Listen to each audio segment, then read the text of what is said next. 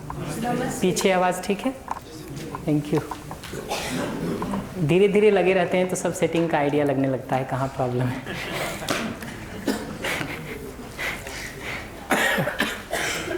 अभी जाके ये पता चला कि इसका वाइट टच कर रहा है, इससे ये प्रॉब्लम। ढूंढते हैं तो पता चल जाता है और ठीक हो जाता है। जैसा ये यहाँ काम करता है ना, ऐसा ही संबंध वाली जगह पर भी देखेंगे ना, धीरे धीरे ढूंढना शुरू करेंगे तो प्रॉब्लम दिखती है। कुछ कल सॉल्व हो गई थी, कुछ आज सॉल्व हुई है, जो आज दिखेगी वो कल हो जाएगी। ढूंढना महत्वपूर्ण है और फिर उस हिसाब से उसमें एक एप्रोप्रिएट डायरेक्शन में एफर्ट करना महत्वपूर्ण है। तो आपके कल वाले होमवर्क पर आने के पहले मुझे जो थोड़ी बात कहनी है उसको मैं ध्यान दिला देता हूँ आपको।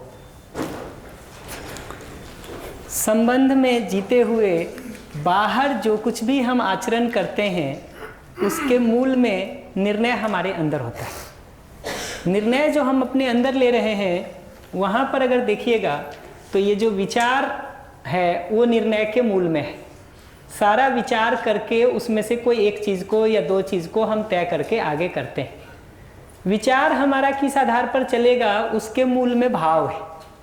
और व्यवहार की दृष्टि से देखेंगे तो स्नेह का भाव होना महत्वपूर्ण है।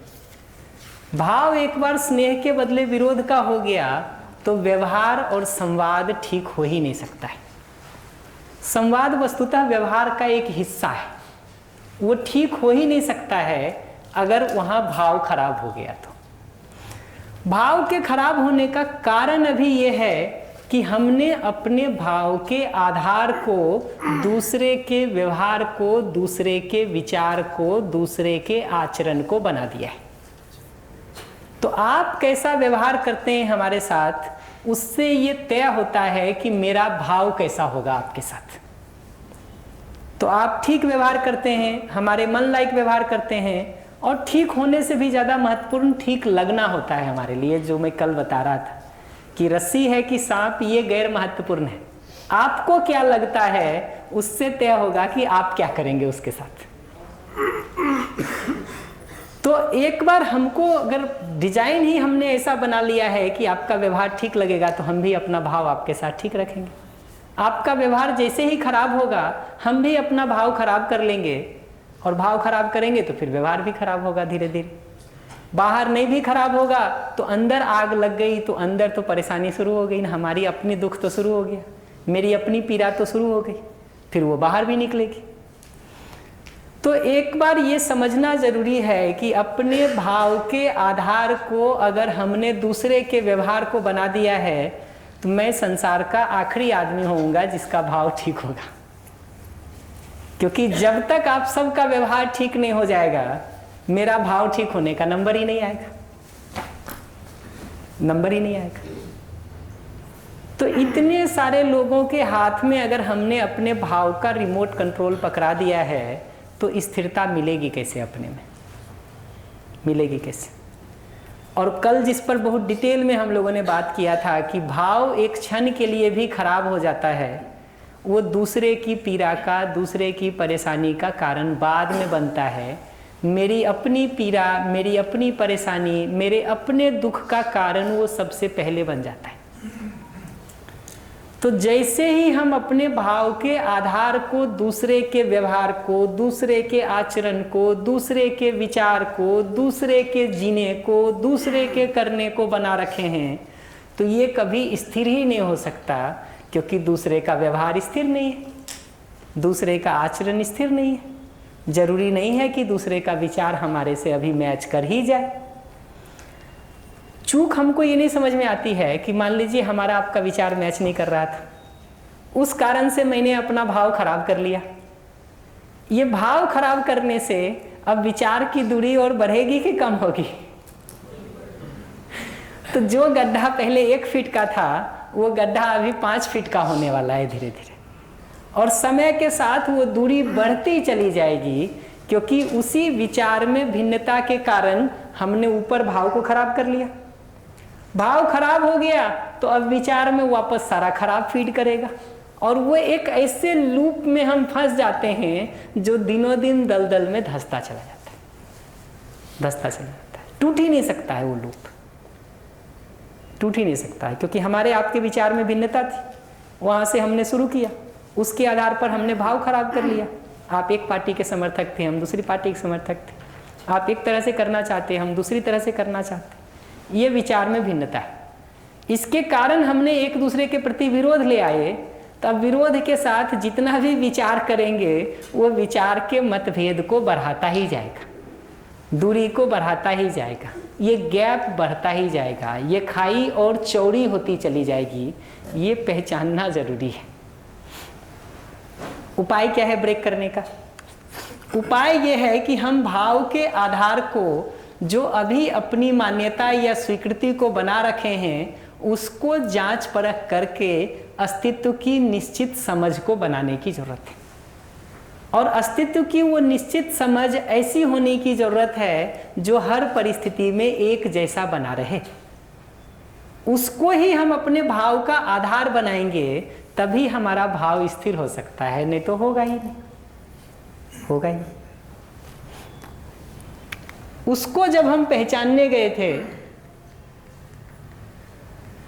तो ये पहचाना था कि अस्तित्व को जब देखते हैं तो चीजें एक दूसरे से जुड़ी हुई ही दिखाई देती हैं। अविभाज्य रूप से अस्तित्व की हर इकाई एक दूसरे के साथ डायरेक्टली इनडायरेक्टली जुड़ी हुई ही है। इसको काफ़ी विस्तार से कल हम लोगों ने बात किया था, इसलिए मैं आज और नहीं करता हूँ, पर उसमें समझने की मुख्य बात यह है कि हमारा एक दूसरे से संबंध है ही, हम एक दूसरे से जुड़े हुए हैं ही। और पूरी प्रकृति में बाकी सब जगह पर देखेंगे तो ये जुड़ाव परस्पर पूरकता के अर्थ में दिखाई देता है। उसी को आगे एक्सप्लेन किया था कि प्रकृति की हर इकाई को देखेंगे तो अपने में एक व्यवस्था है। एक छोटा परमाणु भी अपनी व्यवस्था को बना के रखता है, ठीक है। एक धरती भी अपनी व्यवस्था को बना के रखती है, प्राण कोशिकाएं भी अपनी व्यवस्था को बना के रखते हैं, शरीर भी अपनी व्यवस्था को बनाए रखने का काम करता है। ऐसा नहीं है कि शरीर में जो कुछ भी घट रहा है सबका हिसाब हम लगाते हैं। ये सबका हिसाब लगाना हो तो पूरी जिंदगी गुजर जाए, अरबों प्राण कोशिकाएं होंगी इसमें। हर रोज चलें तो 2 सामान यहाँ छूटे, 2 वहाँ छूटे, ऐसी स्थिति हो जाएगी हमारी। तो ये प्रकृति की व्यवस्था को देखने के बाद जब हम मानव पे लौट के आते हैं तो ये दिखता है कि मूल रूप में हमको भी वो व्यवस्था ही स्वीकार है। मानव के रूप में हम किस तरह से एक दूसरे से संबंधित हैं, उसको अलग अलग उदाहरणों से कल हम लोगों ने एक्सप्लेन करने का कोशिश किया था। कि आज भी व्यवहारिक धरातल पर भी हमको ये दिखता है कि जिन सुविधाओं का हम प्रयोग कर रहे हैं, जिस भाषा को हम बोल रहे हैं, जिन कामों को हम कर रहे हैं, ये सब में हजारों लाखों करोड़ों लोगों का योगदान है। उस योगदान के साथ ही हम इतनी आसानी से आज के दिन प्रोजेक्टर, मोबाइल, घड़ी, कपड़े, जूते, चप्पल सब प्रयोग कर ले रहे। अगर उनका योगदान नहीं हो तो बड़ी मुश्किल से इसमें एक आध चीज़ें होंगी जो हम खुद से कर सकते हैं या बना सकते हैं। आप देखना शुरू करिए ना, कम से कम सुविधा भी आप प्रयोग करते होंगे तो भी एक बार देखना शुरू करिए कि उसमें से कितनी चीज़ें हैं जो आप अकेले खुद से कर सकते हैं। बड़ी मुश्किल से कोई मिलेगी। तो ये जुड़ाव पहचानना जरूरी है। मानव की जगह से भी देखेंगे तो हम व्यवस्था के पक्षधर हैं ही, मूल रूप में हमको व्यवस्था स्वीकार होता ही है। उसके साथ हम लोगों ने मानव की इस मूलभूत सच्चाई को समझने का कोशिश किया था कि मानव मूलतः सही को समझना चाहता है, सही जीना चाहता है, सही समझ सकता है, अपना शुभ चाहता है, हमारा शुभ चाहता है। गलतियां जो होती हैं वो नासमझी बस योग्यता के अभाव में अपनी ज़रूरतों को गलत तरीके से पूरा करने के प्रयास में होती है। कल इस पर बहुत डिटेल में हम लोगों ने बात की थी, इसलिए मैं आज नहीं करता हूँ, लेकिन मैं हर बार एक ही बात कहूँगा कि दूसरे के लिए इसमें से किसी भी बात पर शंका होनी शुरू हो जाए तो ध्यान को लौटा के अपने ऊपर लाने की ज़रूरत पड़ती है कि हम अपना अध्ययन कर सकें। क्योंकि मैं भी एक मानव हूँ, तो मानव के रूप में स्वयं का अध्ययन करने से हमको मानव की सारी सच्चाई पता चल जाएगी। और स्वयं का अध्ययन इसलिए जरूरी है कि अपना अंदर और बाहर दोनों हम देख सकते हैं। जब हम किसी का विरोध कर रहे होते हैं ना, तो आपको तो सिर्फ हमारा विरोध करना दिखाई देता है। जब हम गुस्सा कर रहे होते हैं तो आपको तो सिर्फ हमारा गुस्सा करना दिखाई देता है, लेकिन जब हम अपने को देखते हैं तब ये बात दिखता है कि ये विरोध या गुस्सा करने का जो निर्णय लिया है मैंने, ये काफ़ी कुछ झेलने के बाद लिया है, ठीक है, और मजबूरन लिया है। हमको लगता है कि अब अगला रुकेगा नहीं, इसलिए हमको ऐसा करना पड़ रहा है, मैं करना चाहता नहीं हूं। यही कारण है कि आदमी अपनी हर गलतियों का एक जस्टिफिकेशन देता है। उसको अपनी जरूरतों के पूरा होने का ठीक उपाय नहीं दिखता है, तब वो इन गलत तरीकों को अपनाता है। ये बात जितना जितना अपना ऑब्जर्व करेंगे उतनी उतनी वो बात दिखाई देगी। दूसरे के ऑब्जर्वेशन से ये नहीं दिखता है। इसलिए दूसरे के ऑब्जर्वेशन पर अगर शंका होना शुरू हो जाए, लौट के अपने लिए देखा जाए। अपने लिए देखेंगे, उत्तर मिलना शुरू हो जाएगा। ये ऐसा ही है कि वही पानी सप्लाई आपके घर में भी हो, हमारे घर में भी हो, आपके पानी, घर के पानी का स्वाद कैसा है ये जानने के लिए आपके घर जाने की जरूरत नहीं। अपने घर का पानी चख लेंगे, उससे ही पता चल जाता है कि आपके घर का कैसा होगा। तो मानव के रूप में आप कैसे हैं, इसका अध्ययन हम मानव की उस मौलिक सच्चाई को अपने लिए करते हैं तो आपके लिए भी पता चल जाता है। फिर चाहे तो हम पूछ भी सकते हैं लोगों से। यहाँ अगर हम 70-75 लोग बैठ करके देख रहे हैं अपने अपने लिए और एक निष्कर्ष पर आते हैं, तो अपने आप 75 लोगों से पूछ लिया गया न? और 75 में 75 लोग ये कह रहे हैं कि हाँ ऐसा ही है, मेरे अपने लिए ऐसा ही है। तो उससे ये बात तो पता चलती है कि मानव मूलतः ऐसा ही है, ऐसा ही है।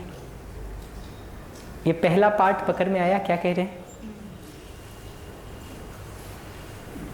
कि दूसरे पर जब कभी भी शंका शुरू हो, ध्यान को अपने ऊपर लौटाना होता है और अपने लिए देखना होता है।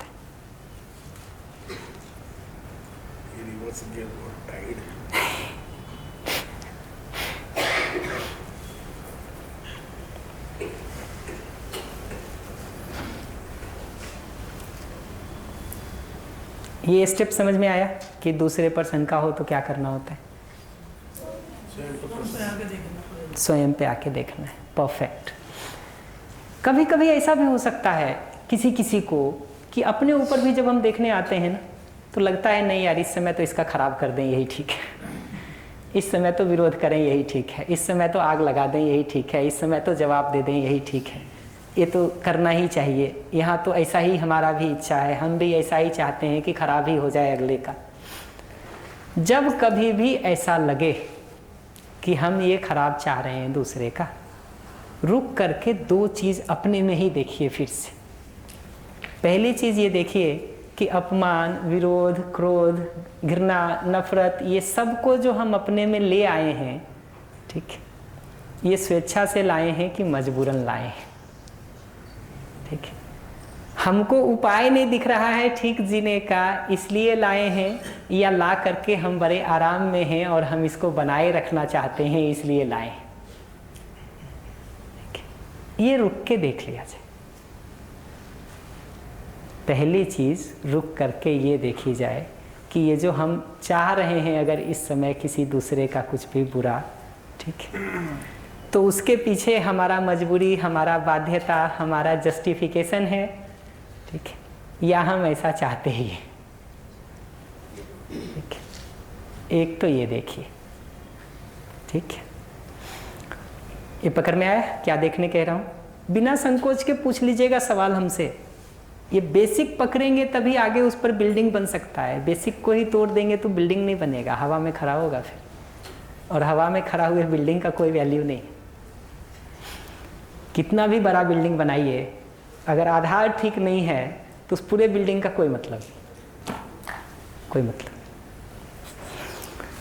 तो जब भी अपने ऊपर शंका हो तो लौट करके ये देखना होता है कि ये निर्णय जो हम ले रहे हैं दूसरे का खराब करने का, ये बाध्यतावश ले रहे हैं, मजबूरन ले रहे हैं, इरिटेट और परेशान होकर के ले रहे हैं, ठीक है, या वही डिजाइन ही है हमारा, हमको वो स्वीकार ही होता है, सहज रूप में हमको अच्छा ही लगता है इसलिए ले रहे हैं, या सारी बाध्यता के तहत ले रहे हैं, जिसका मतलब अपनी ज़रूरतों को पूरा करने का ठीक ठीक उपाय हमको नहीं दिख रहा है इसलिए ले रहे हैं, या यही हमारा मेन रास्ता है इसलिए ले रहे हैं, यही हमको सहज रूप में स्वीकार होता है, अच्छा लगता है इसलिए ले रहे हैं। ये एक सवाल पूछना होता है। दूसरा, अपना ऑब्जर्व करके देखना होता है कि अपमान, विरोध, क्रोध, द्वेष, घृणा, ईर्ष्या, नफरत की जब स्थिति आती है तो हम उस स्थिति में अपने में सहज रहते हैं कि असहज रहते हैं, आराम में रहते हैं कि परेशान रहते हैं, उसमें बने रहना चाहते हैं कि उससे बाहर निकलना चाहते हैं। आपको एक बार अगर ये दिखना शुरू हो जाए कि वो स्थिति में हम बने नहीं रहना चाहते हैं, हम असहज हैं, हम परेशान हैं, तो इसका मतलब हम खुद ही एक ऐसी स्थिति में हैं जो स्थिति हमको सहज रूप में स्वीकार नहीं है, जिसमें हम बने नहीं रहना चाहते। तो किसको सच्चाई माना जाए? जब हमको सहज रूप में, स्वाभाविक रूप में रहते हुए जो दिखाई देता है उसको सच माना जाए, या जब आवेशित होकर के हम खुद ही इरिटेटेड हैं, परेशान हैं, रिएक्टिव हैं, तब जो दिखाई देता है उसको सच माना जाए। आँख में मोतियाबिंद हो गया हो, मोतियाबिंद जानते? कैटरेक्ट हो गया हो, तब जो दिखाई देता है उसको सच माना जाए, या स्वस्थ आँखों से जो दिखाई देता है उसको सच माना जाए? जी, स्वस्थ आँखों से जो दिखाई देता है उसी को सच माना जाएगा। तो सहज स्वाभाविक स्थिति में रहते हुए जो हमको दिखाई देता है, मानव की मूलभूत सच्चाई तो वही है ना। जब हम ही आग में उबल रहे हैं, जब हम ही रिएक्टिव हैं, उस स्टेट में हम खुद ही नहीं रहना चाहते हैं, उस समय जो हमको दिख रहा है वो तो कलर्ड है ना जी, हमारे ही चश्मे से, हमारे ही रंग से, हमारी ही स्थिति से। ठीक वैसे ही जैसे बुखार लगता है ना, छूने के बाद तापमान अलग दिखाई देगा आपको, अलग दिखाई देगा। तो स्वस्थ शरीर से जो छू करके तापमान पता चल रहा है उसको सच माना जाए, या बुखार के बाद जो तापमान लग रहा है उसको सच माना जाए? स्वाभाविक स्थिति में रहते हुए जो हमको अपनी चाहना दिखाई देती है उसको सच माना जाए, या गुस्से में, आवेश में, विरोध में, क्रोध में आ करके अगर हम कभी दूसरे का बुरा करने का सोच भी रहे हैं कुछ, तो जिस स्थिति में हम रहना ही नहीं चाहते हैं उस स्थिति में जो सोच रहे हैं उसको सच माना जाए, या जिस स्थिति में हम रहना चाहते हैं उसमें जो देख रहे हैं, सोच रहे हैं उसको सच माना जाए? स्टेप समझ में आया कि दूसरे पर शंका हो तो क्या करना है, और अगर किसी जगह पर अपने में शंका होने लगे तो क्या करना है?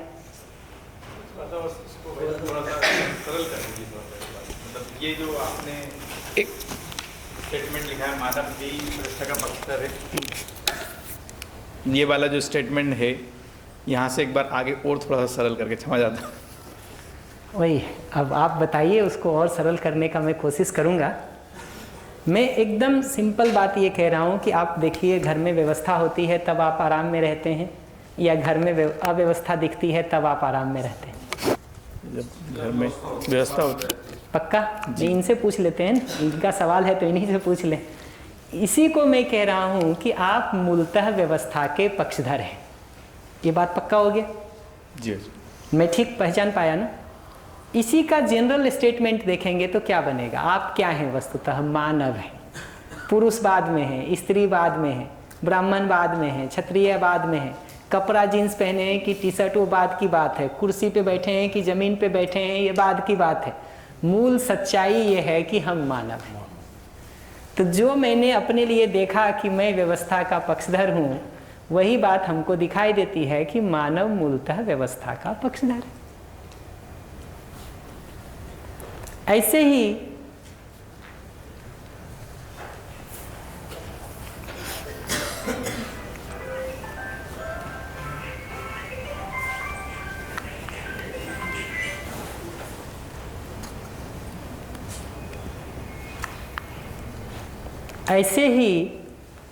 जब हमको अपने लिए ये दिखाई देता है कि मूलतः मैं अपना सुख समृद्धि चाहता हूँ और अपनी सुख समृद्धि के साथ दूसरों की भी सुख समृद्धि चाहता हूँ, ये बात जब हमको अपने लिए दिखाई देती है तो इसका सिंपल स्टेटमेंट होगा कि मैं स्वयं का शुभ चाहता हूँ, सुख समृद्धि चाहता हूँ, मैं अपने परिवार के दूसरे संबंधी जनों का भी सुख समृद्धि चाहता हूँ, शुभ चाहता हूँ। ये स्टेटमेंट बना।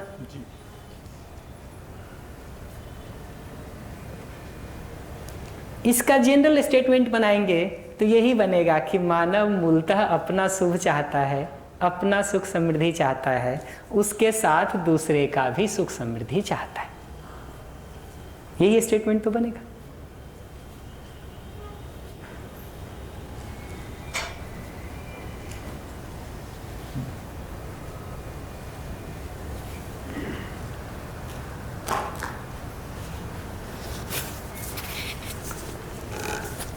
और अभी पूरी दुनिया के लिए इसको देखने से नहीं शुरू करें, कम से कम अपने परिवार के लिए, अपने संबंधी जनों के लिए, अपने मित्रों के लिए, अपने काम करने की जगह से, वहाँ से शुरू करें ना। बाकियों के लिए अभी नहीं दिख रहा है, कोई बात नहीं, जहाँ जीने की मुख्य जगह है वहाँ से शुरू कर लें। धीरे धीरे औरों के लिए दिखने लगेगा तो और एक्सटेंड कर लेंगे, और एक्सटेंड कर लेंगे। और छोटी छोटी चीज़ों में देख सकते हैं। अभी आप यहाँ अलग अलग जगह से आए हुए लोग हैं, एक कमरे में 2 लोग 3 लोग रुके हुए होंगे किसी जगह पर। आप देखिए कि आप अपने रूममेट के साथ जीते हुए व्यवस्था चाहते हैं आपस में कि अव्यवस्था चाहते हैं? उत्तर साफ है ना।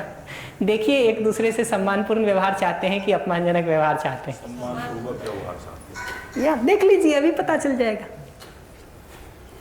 और आप किसी ऐसे व्यक्ति के साथ रह रहे होंगे ज़्यादातर समय, जिनसे कभी कभी मिलते होंगे, या कुछ लोग तो ऐसे भी होंगे जो पहली बार ही साथ रह रहे होंगे। लेकिन देखिए आपकी चाहत क्या है। एक दूसरे के साथ रह के सम्मानपूर्वक जीने की चाहत है कि अपमान की है? व्यवस्थापूर्वक जीने की चाहत है कि अव्यवस्थित होने की चाहत है? वो चाहत दिखाई देगी।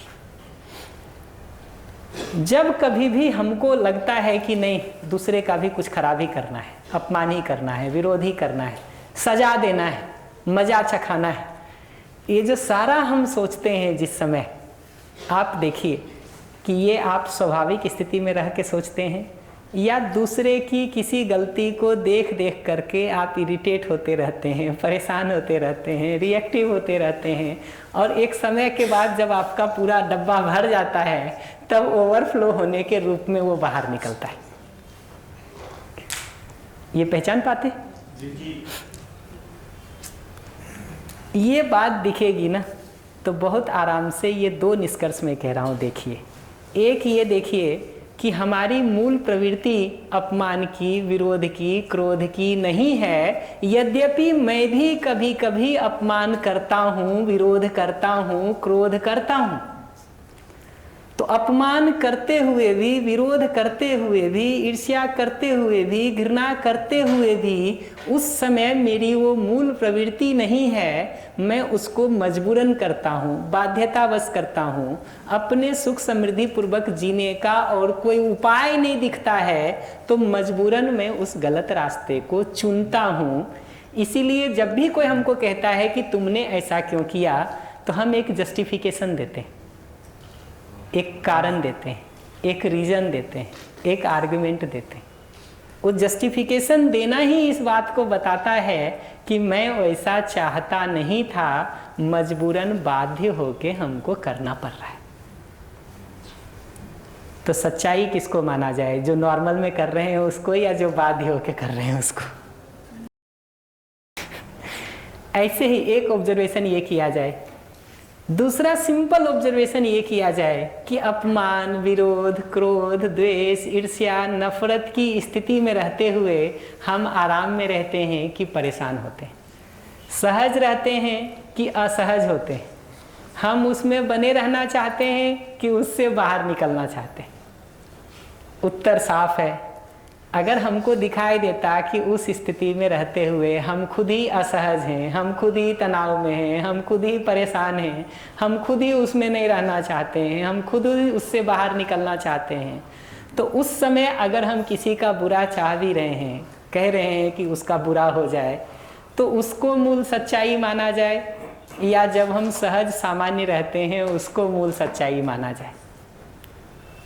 जब आँख में मोतियाबिंद हो रखा हो तब जो दिखाई दे रहा है उसको सच माना जाए, या जब आँख स्वस्थ है तब जो दिखाई दे रहा है उसको सच माना जाए?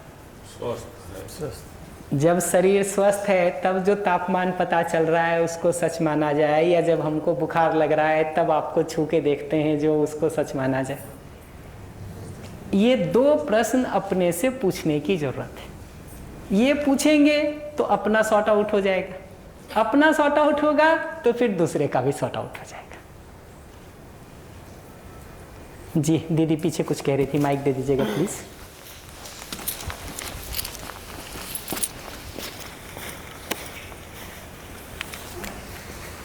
अच्छा है सर, कभी कभी कुछ रिश्ते हम चाहकर भी नहीं सुधार पाते।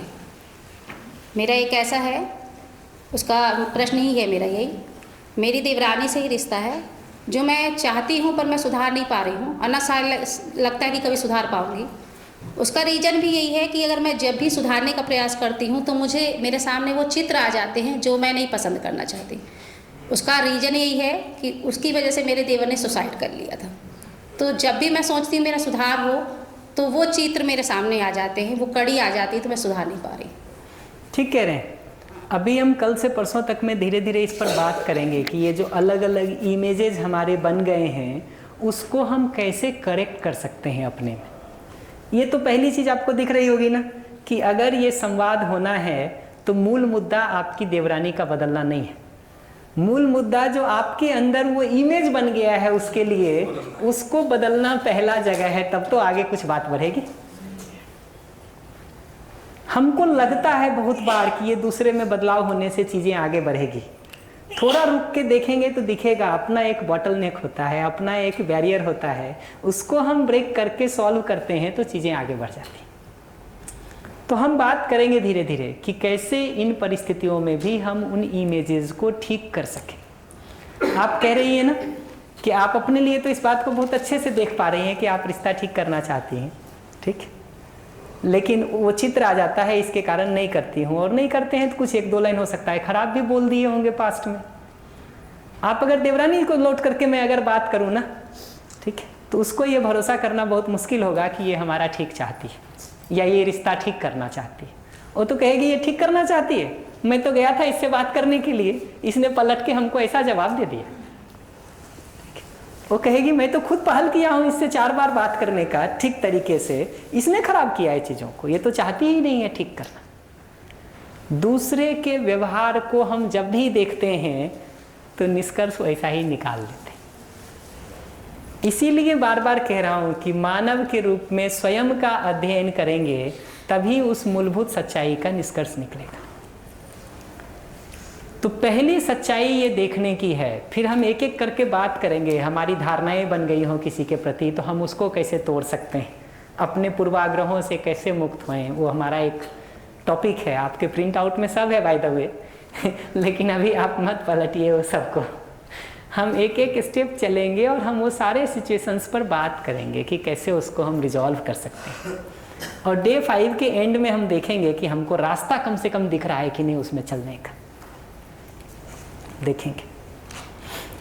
तो अभी तो मैं ये कह रहा हूं कि उस गलती करते हुए व्यक्ति के लिए भी जो आपके साथ अपमान पूर्वक बात कर रहा है, विरोध पूर्वक बात कर रहा है, क्रोध पूर्वक बात कर रहा है, आपको नीचा दिखा रहा है, ठीक, उस व्यक्ति के लिए भी ये मूलभूत सच्चाई सबसे पहले देखने की जरूरत है कि मूल में वो भी मेरे जैसा मानव है जो सही समझना चाहता है, सही जीना चाहता है, अपना शुभ चाहता है, हमारा शुभ चाहता है। उसको किसी तरह से अपनी कुछ ज़रूरतों को पूरा करने का उपाय नहीं दिख रहा है, इसलिए वो अपमान पूर्वक प्रस्तुत हो रहा है, विरोध पूर्वक प्रस्तुत हो रहा है, क्रोध पूर्वक प्रस्तुत हो रहा है। ये उसकी मूल सच्चाई नहीं है। ये बात हमको उस व्यक्ति के लिए दिखने की जरूरत है। और आगे बढ़ा के कहेंगे ना तो उस स्टेप पर लंच के बाद आऊँगा कि ये दूसरे स्टेप में दिखना जरूरी होता है कि जैसे मैं अपमान, विरोध, क्रोध, द्वेष, ईर्ष्या, घृणा, नफरत को करते हुए परेशान रहता हूँ, परेशान रहती हूँ, उससे बाहर निकलना चाहती हूँ, ऐसे ही जब आप हमारे साथ अपमान, विरोध, क्रोध, घृणा, द्वेष से प्रस्तुत होते हैं ना, तो हमको दिखाई देता है कि आपने अपने अंदर आग लगा लिया है, आप उसमें जल रहे हैं। आपकी वो दुख, आपकी वो पीड़ा, आपका वो दुख, आपकी वो परेशानी हमको सबसे पहले दिखाई देती है। दिखाई देती है। कैसे दिखाई देती है? दिखाई ऐसे देती है कि हमने अपना अध्ययन करके देखा है कि एक क्षण के लिए भी मेरे अंदर अपमान आता है, क्रोध आता है, विरोध आता है, ईर्ष्या आती है, नफरत आती है, घृणा आती है, तो हम उसमें बने नहीं रहना चाहते हैं। हम उस समय इरिटेट होते हैं, हम उस समय परेशान होते हैं। तो आप जब कभी भी अपमान, विरोध, क्रोध, द्वेष, घृणा, ईर्ष्या से भी हमारे साथ जी रहे होते हैं ना जिस समय, उस समय भी हमको आपके लिए ये दो बात दिखाई देती है। पहली ये दिखाई देती है कि मूल में आप भी सही को समझना चाहते हैं, सही जीना चाहते हैं, अपना शुभ चाहते हैं, हमारा भी शुभ चाहते हैं। आपको अपनी ज़रूरतों को पूरा करने का उपाय ठीक नहीं मिल रहा है, इसलिए आप अपमान, क्रोध, द्वेष, विरोध, घृणा, ईर्ष्या से प्रस्तुत हो रहे हैं, ना कि आपकी वो मूल चाहत है। जैसे मैं उस दीदी के सवाल पर अगर कहूँगा, तो मैं अगर उनकी देवरानी की जगह से हूँ तो मैं बहुत अच्छे से इस बात को देख सकता हूँ कि मूल में वो हमारे साथ ठीक जीना चाहती हैं, लेकिन वो पुराना इमेज घटनाओं का उभर करके आ जाने से वो रिएक्टिव हो जाती हैं, इसलिए हमारे साथ ठीक से नहीं जी पाती। ये पहली चीज हमको दिखाई देगी। वैसे ही दूसरी चीज हमको ये दिखाई देगी कि इस तरह की घटनाओं को याद करके वो पीड़ित होती है, परेशान होती है, रिएक्टिव होती है, अपने अंदर इरिटेट होती है, फिर हमको कुछ बोलने आती है। ये दोनों ऑब्जर्वेशन मेरा सच है कि नहीं आपके बारे में? है ना? वेरीफाई कर लेना जरूरी है। जिंदगी इतनी कठिन नहीं है जी, कठिन हम लोगों ने उसको बना लिया है, बना लिया है। तो गलती करता हुआ आदमी भी, विरोध करता हुआ आदमी भी, हमारे साथ अपमानपूर्वक जीता हुआ व्यक्ति भी, हमारे साथ नाराज होता हुआ व्यक्ति भी, हमारे ऊपर क्रोध से बोलता हुआ व्यक्ति भी, हमको ये दिखाई देता है। हमने कोई काम कहा उसको नहीं करता हुआ या टालता हुआ व्यक्ति के लिए भी हमको ये दो सच्चाई दिखाई देती है। पहली सच्चाई ये दिखाई देती है कि मूल में वो भी सही समझना चाहता है, सही जीना चाहता है, अपना शुभ चाहता है, हमारा भी शुभ चाहता है। उसको अपने शुभ को, अपने सुख समृद्धि को, अपनी ज़रूरतों को पूरा करने का उपाय ठीक से नहीं दिख रहा है, इसलिए उसने इन गलत, अपमानजनक, विरोधजनक, ईर्ष्याजनक, द्वेषजनक, दूसरों को चुभाने वाला तरीका अपना लिया है। पहली चीज हमको ये दिखती है। ये समझ में आया? दूसरी चीज ये दिखती है हमको कि अपमान करते हुए, विरोध करते हुए, ईर्ष्या करते हुए, घृणा करते हुए, जोर से बोलते हुए, डांटते हुए वो इरिटेटेड है, परेशान है, रिएक्टिव है, असहज स्थिति में है, अपने अंदर आग लगाई हुई पीड़ा की स्थिति में है। ये दो ऑब्जर्वेशन हमारा उस समय भी उस व्यक्ति के लिए हो पाता है।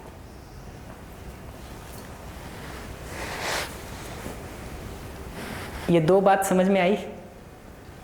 और आगे क्या क्या देखेंगे उस पर आएंगे हम एक एक कदम। 4-5 स्टेप्स हैं बस, उतने में चीजें सॉल्व होनी शुरू हो जाएंगी, उससे ज्यादा नहीं।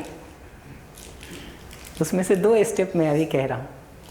पहला स्टेप कि जोर से बोलता हुआ वो व्यक्ति भी, गुस्सा करता हुआ वो व्यक्ति भी, डांटता हुआ वो व्यक्ति भी, काम को टालता हुआ वो व्यक्ति भी, नाराज होता हुआ वो व्यक्ति भी, इरिटेट होता हुआ वो व्यक्ति भी मूल में सही को समझना चाहता है, सही जीना चाहता है, अपना शुभ चाहता है, हमारा भी शुभ चाहता है, अपने सुख को, अपने समृद्धि को, अपनी ज़रूरतों को पूरा करने का उसको ठीक उपाय नहीं मिल रहा है, इसलिए हमारे साथ वो अपमानजनक ढंग से, विरोधजनक ढंग से, रिएक्टिव जनक ढंग से प्रस्तुत हो रहा है। पहली सच्चाई ये देखनी होती है। दूसरी सच्चाई ये देखनी होती है कि इस अपमान, विरोध, क्रोध, द्वेष, घृणा, ऊंचा बोल के, नाराज होकर के वो वस्तुतः इरिटेटेड है, परेशान है, पीड़ा में है, रिएक्शन की स्थिति में है, आवेश में है, जिसमें वो खुद जल रहा है, पीड़ित हो रहा है। उसके बाद वो हमको कुछ रिएक्टिव कह रहा है। ये दोनों निष्कर्ष कैसे निकले हैं हमारे?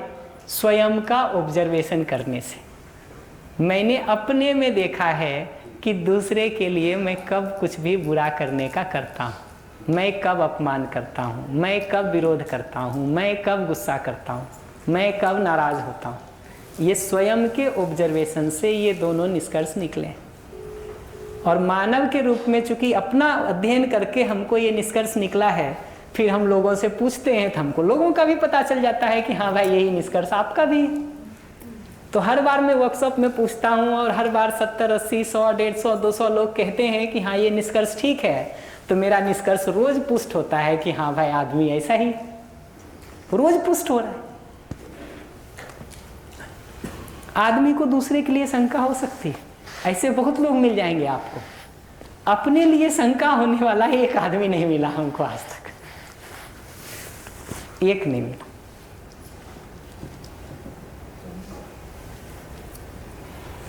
कि नहीं?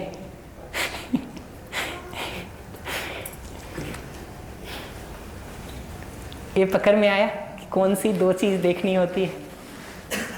आगे के स्टेप्स थोड़ा और बताऊंगा, क्रम से चल। अभी के लिए तो ये दो चीज देखने का अभ्यास किया जाए। थर्ड स्टेप पर आते हैं कि थर्ड क्या देख सकते हैं, और 7-8 बता देता हूं मैं, उसमें से 2-4 भी कोई कर लेंगे ना, उतने से भी हो जाएगा। एबंडेंस है जी सॉल्यूशन का। अभी हमको लगता है सॉल्यूशन नहीं है, आपको 4-5 दिन में दिखेगा कि इतने सॉल्यूशंस हैं कि उसमें से कोई एक पकड़ लें, उससे दिल्ली पहुंच जाएंगे जी। अभी हमको लगता है दिल्ली जाने का रास्ता नहीं है, धीरे धीरे दिखता है दिल्ली जाने के 5 रास्ते हैं, जिस पे मनो उस पे चल दो। कौन सा जी? इस पूरे स्टेटमेंट को मैं एक कह रहा हूँ। दूसरा मैं ये कह रहा हूँ कि जब भी अगला अपमान में, विरोध में, क्रोध में, द्वेष में, घृणा में रहता है, तो उस समय वो दुखी है, परेशान है, इरिटेटेड है, आवेशित है, अपने में आग लगा लिया है और पीड़ित है। ये मैं दूसरी बात कह रहा हूँ जो वहाँ नहीं लिखा है, वो अगली स्लाइड में मिलेगा। सर 1 मिनट मैं एक क्वेश्चन पूछूं सर? जी। ये कुछ नेचर होती है, जैसे सैडिस्ट होना, नार्सिसिस्ट होना, तो वो क्या इनबिल्ट कैरेक्टर नहीं होता, वो मतलब गॉड से दिया हुआ? 2 रिक्वेस्ट है हमारा भी। पहला रिक्वेस्ट ये है कि अगर पूरे सेशन में शुरू से कनेक्टेड रहेंगे तब तो बातें हो पाएंगी। ये 8 दिन का सिंगल स्टेटमेंट है, जो हम पहले बोले होते हैं उसके आगे उसको क्रम से बिल्डअप कर रहे होते हैं। दूसरी बात, ये जितना आपने नार्सिसिस्ट कह लिया, सैडिस्ट कह लिया, ABC XYG कुछ भी कह लीजिए, ठीक है, ऐसी 50 कैटेगरी में तो हमने आदमी को बांट ही रखा है जी आज के दिन, ठीक है। साइकोलॉजी में भी जब अध्ययन करते हैं तो ऐसे 20 कैटेगरी हमने आदमी के बना दिए हैं। हम लोग बेसिक बात यही कह रहे हैं कि ये सारी कैटेगरी के बावजूद भी आप एक आदमी ढूंढिए जो ये कहता हो कि मैं सुख समृद्धि पूर्वक नहीं जीना चाहता। एक आदमी ढूंढिए जो ये कहता हो कि मैं अपने आराम में रहते हुए अपने परिवार के नज़दीकी संबंधियों का और दूसरे लोगों का शुभ नहीं चाहता। अलग अलग 20 घटनाओं पर इस पर हम लोग बात किए हुए हैं, इसलिए मैं फिर से उन्हीं उदाहरणों को दे करके इस्टेब्लिश करने पे नहीं जा रहा हूँ, समय की मर्यादा को रख करके, अन्यथा बात हो सकती है इस पर आराम से। मूल रूप में हमको ये देखना जरूरी है कि एक ABC XYG, आप कुछ भी नाम ले लीजिए, और हम आपको दिखाएंगे आगे आगे कि एक नार्सिसिस्ट को भी, एक सैडिस्ट को भी, एक रेपिस्ट को भी, ठीक है, एक आतंकवादी को भी, एक झूठ बोलते बच्चे को भी, उसका तो कल भी बताया था। धीरे धीरे जाके देखना शुरू करिए कि क्या जरूरतें हैं उसकी जिसको गलत तरीके से वो पूरा करने का काम कर रहा है। कन्वर्ट होना शुरू हो जाएगा जी, इतना कठिन नहीं है, कठिन नहीं है।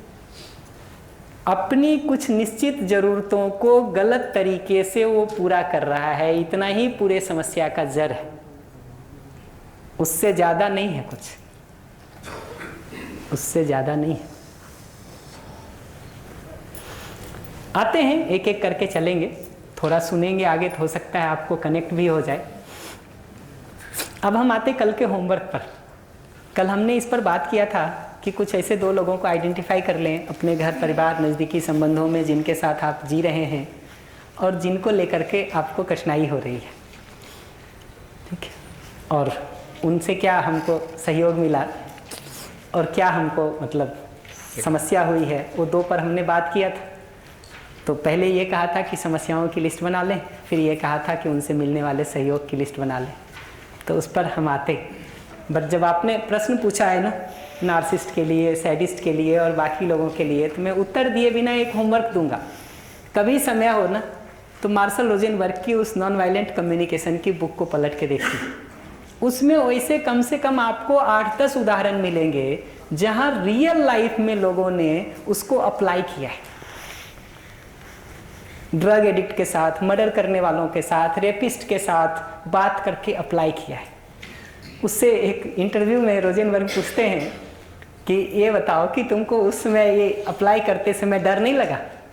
उसने कहा पहले 3-4 मिनट तो लगा, लेकिन 3-4 मिनट के डायलॉग में हमको ये बात दिख गया कि वो रेपिस्ट बाद में है या मर्डर करने वाला बाद में है, मेरे जैसा ही आदमी है जो अपनी कुछ ज़रूरतों को पूरा करना चाह रहा है, तरीका उसका ठीक नहीं है। ये जैसे ही हमको दिखना शुरू हो गया, हमारा कॉन्फिडेंस बढ़ गया कि अब हम बात कर सकते हैं। और 5 मिनट के बाद मैं तो इस बात को भूल ही गया कि वो मर्डर करने वाला है, कि वो रेपिस्ट है। हम एक आदमी की तरह बात कर पाए। रियल लाइफ उदाहरण है, पलट के देखिएगा उसको। तो अब हम आते होमवर्क पर। कितने लोग कर पाए उसको, पहले हमको ये बताइए। बढ़िया, लगभग आधे लोग हैं जो कर पाए हैं। इससे आपको ये तो पता चल गया होगा ना। अब इसी को देखिए, सुना कैसे जाता है। मैं क्या मानूं कि आप जो बचे लोग हैं वो ठीक नहीं समझना चाहते हैं, ये मैं मानूं, या आप ठीक समझना चाहते हैं ये मानूं? जो नहीं किए हैं उनमें से कोई बता दीजिए 1-2 सैंपल। और कुछ इसमें बुरा मानने की बात नहीं है जी, मतलब अन्यथा कुछ मत लीजिएगा। जो नहीं करके लाए हैं उनके लिए हमको क्या निष्कर्ष निकालना चाहिए? वो सही समझना चाहते हैं कि नहीं समझना चाहते हैं?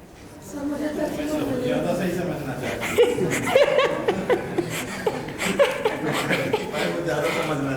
हैं। ये चीजें बहुत सिंपल हैं, हम तो आपको हाँ ठीक है ना।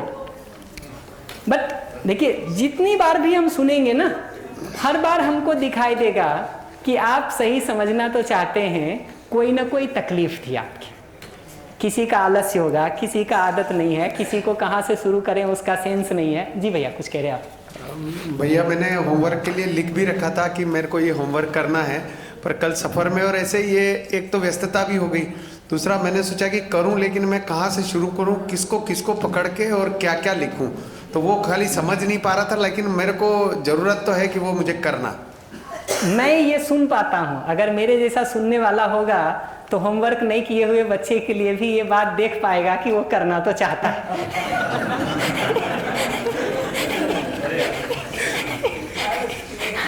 कुछ बात दे रहा हूँ मैं सामने। सबसे बड़ा मुद्दा चुनाव का है, दो व्यक्ति वो कौन से चुनाव करें।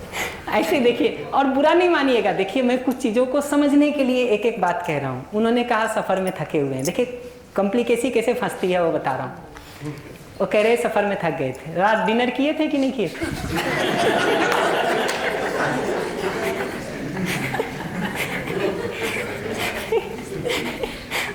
मैं पहले कह दिया हूँ, बुरा मत मानिएगा। मैं ये सबको समझने की दृष्टि से कह रहा हूँ। होता क्या है, मैं इसको देखता हूँ ना, तो होता ये है कि हमारी प्रायोरिटी में जो चीज़ें ऊपर होती हैं उसको तो हम कर लेते हैं, ठीक है। तो आप जब हमको कहते हैं ना कि थक गए, एक सामान्य टीचर सुनेगा तो कहेगा बहाना बना रहा है, ठीक है, ऐसे ही कहेगा ना। मैं देखता हूँ तो मैं ऐसे देखता हूँ कि आपकी प्रायोरिटी में 5 चीज़ें हैं, ठीक है। ऊपर वाली चीज़ें जो प्रायोरिटी में थी वो कर लिए, आपके आराम से ये होमवर्क नीचे है। आपका आराम का प्रायोरिटी ऊपर है, होमवर्क का प्रायोरिटी नीचे है, डिनर का प्रायोरिटी यहाँ और ऊपर है। हमको ये सुनाई देता कि यहाँ आपका डिनर है, यहाँ आपका आराम है, यहाँ आपका होमवर्क है।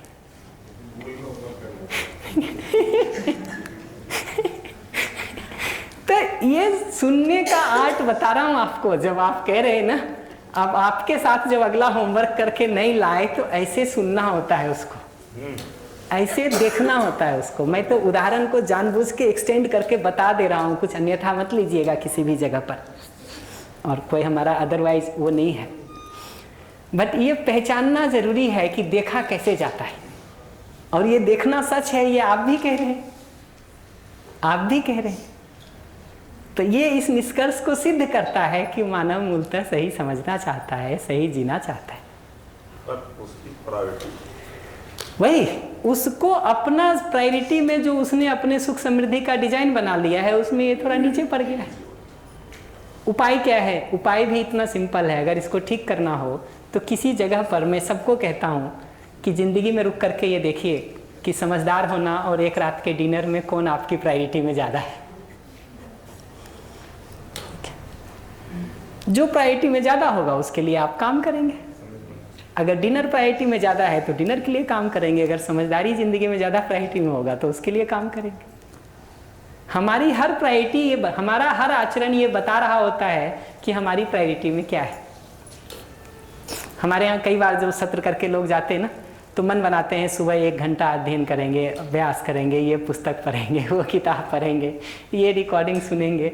2-4 दिन करते भी हैं, ठीक है, फिर धीरे धीरे वो जो है वहीं पहुँच जाता है। क्यों पहुँच जाता है? क्योंकि 2-4-5 दिन के बाद उठने में जिस दिन लेट होता है ना, ठीक है, उस दिन वो अध्ययन छोड़ देता है, नाश्ता बनाता है, वो करता है, बाकी काम करता है और जाता है। उससे हमको ये नहीं पता चलता है कि वो अध्ययन नहीं करना चाहता है। उससे हमको ये पता चलता है कि अध्ययन उसकी प्रायोरिटी में सबसे नीचे है। बाकी सब काम हो जाएगा तब इसका नंबर आएगा। अभी उसकी स्थिति ये है। अब चर्चा करनी हो तो क्या करना होता है? करना यही होता है, इस चर्चा पर शुरू करना होता है कि प्रायोरिटी वास्तव में हमारा क्या होना ठीक है, जो हमारे सुख समृद्धि को इंश्योर करेगा। इस डायलॉग और डिस्कशन में अगर आपको किसी जगह पर दिखने लगेगा कि आपके सुख समृद्धि के लिए अध्ययन की प्रायोरिटी बहुत ज़्यादा हो जाती है, ये बात आपको दिखनी शुरू होगी, तो ये पॉसिबल है कि आप लंच छोड़ दें और अध्ययन कर लें। फॉर एग्जाम्पल, अभी भी मान लीजिए हमारे किसी रिलेटिव का रोड एक्सीडेंट हो जाए, ठीक, लंच छोड़ के हम जाते हैं कि नहीं जाते? जाते ही हैं ना। क्यों जाते हैं? क्योंकि हमको प्रायोरिटी में ऊपर दिखता है। किसी दिन ये दिखने लगे कि अपना सुख समृद्धि भी प्रायोरिटी में है, ठीक है, और उसके लिए अध्ययन मूल काम है, अपने आचरण में बदलाव मूल काम है, अभ्यास मूल काम है, तो अभ्यास प्रायोरिटी में आएगा। वो जो 15 मिनट जिन लोगों ने आलस्य के कारण उसको नहीं किया होगा, पुराना आदत वैसा बना है उस कारण से नहीं किया होगा, उनको धीरे धीरे देखना शुरू करेंगे तो दिखना शुरू होगा कि ये 15 मिनट के आलस्य का सुख ज़्यादा है या ज़िंदगी की वो समस्या हल हो जाए तो उसका सुख ज़्यादा है। ये हिसाब पूछना शुरू करें। ये चर्चा शुरू हो सकती है बिना आपको आरोप में लाए हुए, बिना आपको कटघरे में खड़ा किए हुए, बिना आपको नालायक सिद्ध किए हुए।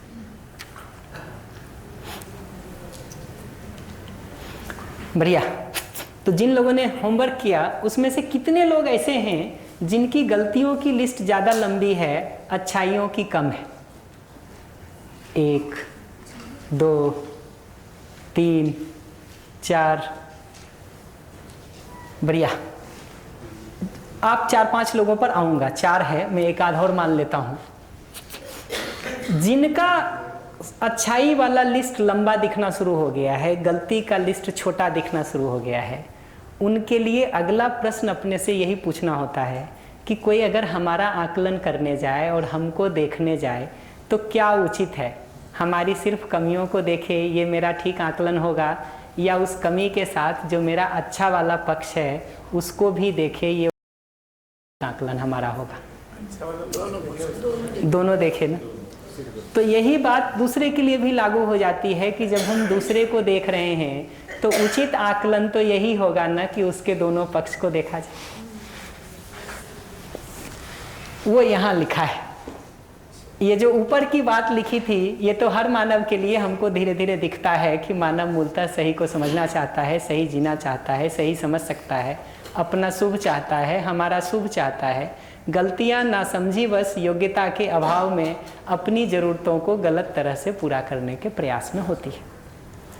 ये दूसरी बात अब एक एक आदमी के लिए है कि जिस विशेष मानव के लिए भी हम देख रहे हैं उसके सही पक्ष को पहचानना, स्वीकारना, उसको एप्रिशिएट करना, उनसे मिले सहयोग का स्मरण करना, उनके प्रति कृतज्ञता का भाव होना, ये मुख्य भाग हो जाता है फिर जीने में।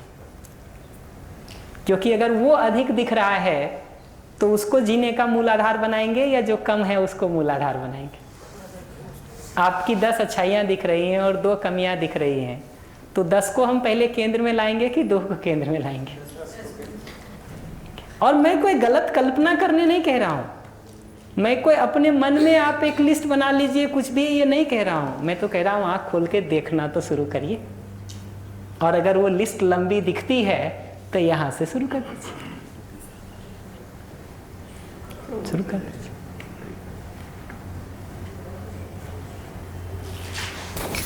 तो अगला जो देखना होता है ना उस मनुष्य के लिए, वो उसका शुभ वाला भाग, अच्छा वाला भाग देखना होता है। कभी प्रयोग करके देखिएगा। जिस व्यक्ति के लिए भी आपको गुस्सा आ रहा हो, गुस्सा इसलिए आ रहा होगा कि आपने उसको झाड़ू मारने कहा, उसने नहीं किया। गुस्सा इसलिए आ रहा होगा कि आपने उसको ड्रेस समेट के रखने के लिए कहा था, उसने नहीं रखा। गुस्सा इसलिए आ रहा होगा कि आपने उसको कोई सामान लाने के लिए कहा था, वो नहीं लाया। गुस्सा आपको इसलिए आ रहा होगा कि ऊंची आवाज़ में बोल करके आपसे कुछ बात किया है। उस समय अपनी स्मृति में ये ठीक वाले भाग को ला के देखिए क्या होता है। उस समय जब वो सामान नहीं लाया, उस समय उसको उस पूरे के साथ देखिए ना कि ये 10 काम उसने किया है, उसके साथ एक ये नहीं कर रहा है। अभी हम क्या किए हैं जाने अनजाने कि जो जो आपने ठीक नहीं किया है उसका लिस्ट बना के रखे हुए, और ठीक वाला साइड हो गया है। तो आपकी 10 गलतियों की लिस्ट है मेरे पास। जैसे ही आप एक खराब कुछ करते हैं, मेरा वो 10 पुराना याद आ जाता है और 10 + 1 जुड़ के 11 हो जाता है और रिएक्शन निकलता है। ठीक है, और वो बहुत ज़्यादा निकलता है, उस घटना से कई गुना ज़्यादा बात बढ़ती की बढ़ती चली जाती है। आप जब वो एक गलत उठता है ना, तो उसके साथ जो और 10 गलत उठता हो, 11 गलत उठता हो, वो उठे, वो तो उठेगा क्योंकि हमारा आदत और अभ्यास है उसका। लेकिन उसके साथ जो उसने 25 ठीक किया है, 30 ठीक किया है, 50 ठीक किया है, उसको हम प्रयासपूर्वक देखने के काम को करें। देखिए आपका गुस्सा नॉर्मल होता है कि नहीं, उतने डिग्री से डाउन हो जाता है कि नहीं, देखिए ना करके। गुस्सा आ ही सारा इसीलिए रहा है कि ऐसा घोड़े जैसा पट्टी बांध के उस कचरे भर को देख रहे हैं। जैसे ही वो पट्टी ऐसा खुलता है और उसके पीछे का पिक्चर दिखना शुरू हो जाता है ना, अपना स्थिति भी बदलना शुरू हो जाता है, क्योंकि हमारी ऐसी खराब स्थिति बन ही तो रही है उसको देख करके। देखने का दायरा जैसे ही बढ़ता है, मेरी स्थिति बदल जाती है।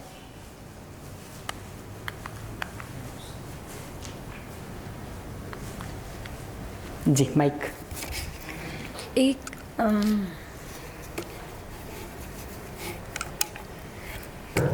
इस समय जब मैं इसको रिफ्लेक्ट कर रही थी खुद में, तो ये मुझे क्लियरली दिखा कि अभी चाहे परिवार है या जहाँ मैं थी, तो कहीं पे भी किसी भी व्यक्ति के लिए शिकायत नहीं है, बिल्कुल भी शिकायत नहीं है। और ना सिर्फ़ और सिर्फ उन सभी का जो इमेंस योगदान है मेरे जीवन में, उनका जो समर्पण है मेरे जीवन में, मतलब मैं तो उसी समर्पण को और उसी योगदान को देख पा रही हूँ। शिकायत नहीं दिख रही। अभी नहीं दिख रही है, बहुत अच्छी बात है। ये उस समय भी नहीं दिखना चाहिए जब कोई आके ये कह दे कि अंजू पता है तुमने पिछले 6 महीने हमारे खराब कर दिए। ठीक है, ये स्थिति उस समय भी बनने की ज़रूरत है जब कोई ये कहे कि पिछले 6 महीने की समर ट्रेनिंग में तुम्हारे कारण हमको बहुत तकलीफ उठानी पड़ी। ठीक है, ये उस समय दिखना ज़रूरी है। ये जो अभी दिख रहा है ना, उसको स्मृति में धारण करना या उसको देखने का मूल डिज़ाइन बनाना, ये ज़रूरी है। तो मैं ये क्रम यहाँ पर इसलिए बात कर रहा हूँ कि अभी हमने देखने का एक डिज़ाइन बना लिया है कि जैसे ही आप कुछ निगेटिव कहते हैं, हमारा पूरा देखने का डिज़ाइन उस तरफ चला जाता है और वो सारा निगेटिव आके उसमें जुड़ जाता है।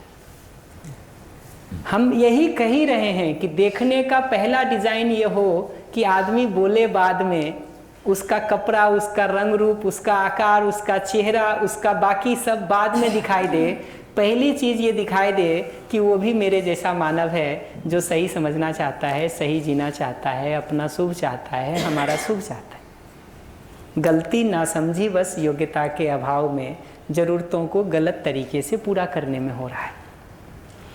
दूसरा ये दिखाई दे कि वो अपमान करते हुए, विरोध करते हुए, परेशान करते हुए, इरिटेट करते हुए खुद में परेशान है, अपने अंदर आग लगाया हुआ है असहज स्थिति में। तीसरा बात कह रहा हूँ कि ये दिखाई दे कि वो आज मेरे साथ इस समय जोर से बोल रहा है, ये बात तो ठीक है, लेकिन पिछले 3 महीने लगातार ठीक जिया है, ये बात भी सच है। आज हमको डांट रहा है, ये बात ठीक है, लेकिन पिछले 1 सप्ताह अपने व्यवहार को हमारे साथ ठीक रखा है, ये बात भी तो सच है। आज दाल में नमक तेज मिली है, ये सच है, पर पिछले 29 दिन ठीक मिला है, ये बात भी तो सच है। आज हमारी इस जिद को पूरा करने के लिए या इस मांग को पूरा करने के लिए अगला मना कर रहा है, लेकिन 15 बार किया भी है, ये बात भी तो सच है। देखने के नजरिए को ही मैं कह रहा हूं, और मैं कोई गलत देखने नहीं कह रहा हूं, जो है वही देखने कह रहा हूं। समग्रता में जो है उसी को देखने कह रहा हूं मैं इतना ही कह रहा हूं कि पट्टी बांध रखे हैं हम, पट्टी हटा लिया जाए। ये जो पट्टी हमने बांध लिया है जिससे एक ही डायरेक्शन में उतना भर ही दिखता है, वो पट्टी हटाया जाए। ये जो हरे रंग का और लाल रंग का चश्मा पहन लिया है, उसको खोल के साइड किया जाए। हम इतना ही कह रहे हैं, हम कोई गलत कल्पना करने नहीं बोल रहे हैं, मन में ख्याली पुलाव पकाने नहीं कह रहे, नहीं कह रहे। तो देखने की दृष्टि में ही ये 3 चीज। अब तीसरी बात मैंने जोड़ दी कि उन लोगों का जिसका वो कमी वाला भाग हमको दिखता है, हम उस समय अपने अभ्यास में ये बात को डालें कि उसका ठीक वाले पक्ष को हम साइमल्टेनियसली देखना शुरू करें। तो अभी आप हमारे ऊपर चिल्ला रहे हैं, नाराज हो रहे हैं, ये बात सच है, लेकिन ये बात भी सच है कि पिछले 1 सप्ताह आप हमारे साथ ठीक से जिए हैं।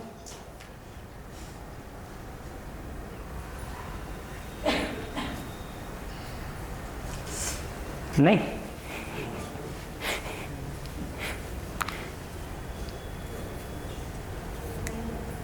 जी माइक दे दीजिएगा प्लीज।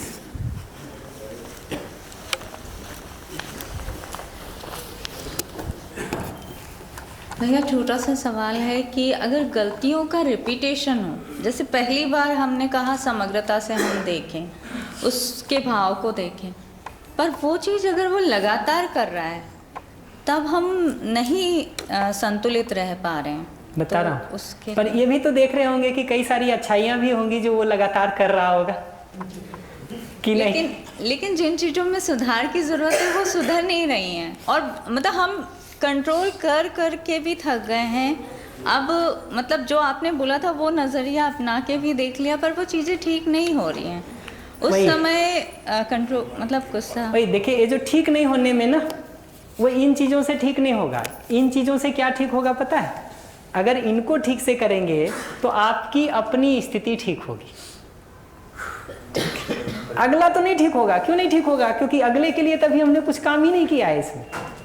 अगले के लिए काम कहाँ से शुरू होता है? जब हम संवाद की एक प्रक्रिया को शुरू करते हैं और ठीक बात को ठीक ढंग से कहते हैं, अगले का काम तो वहाँ से शुरू होगा।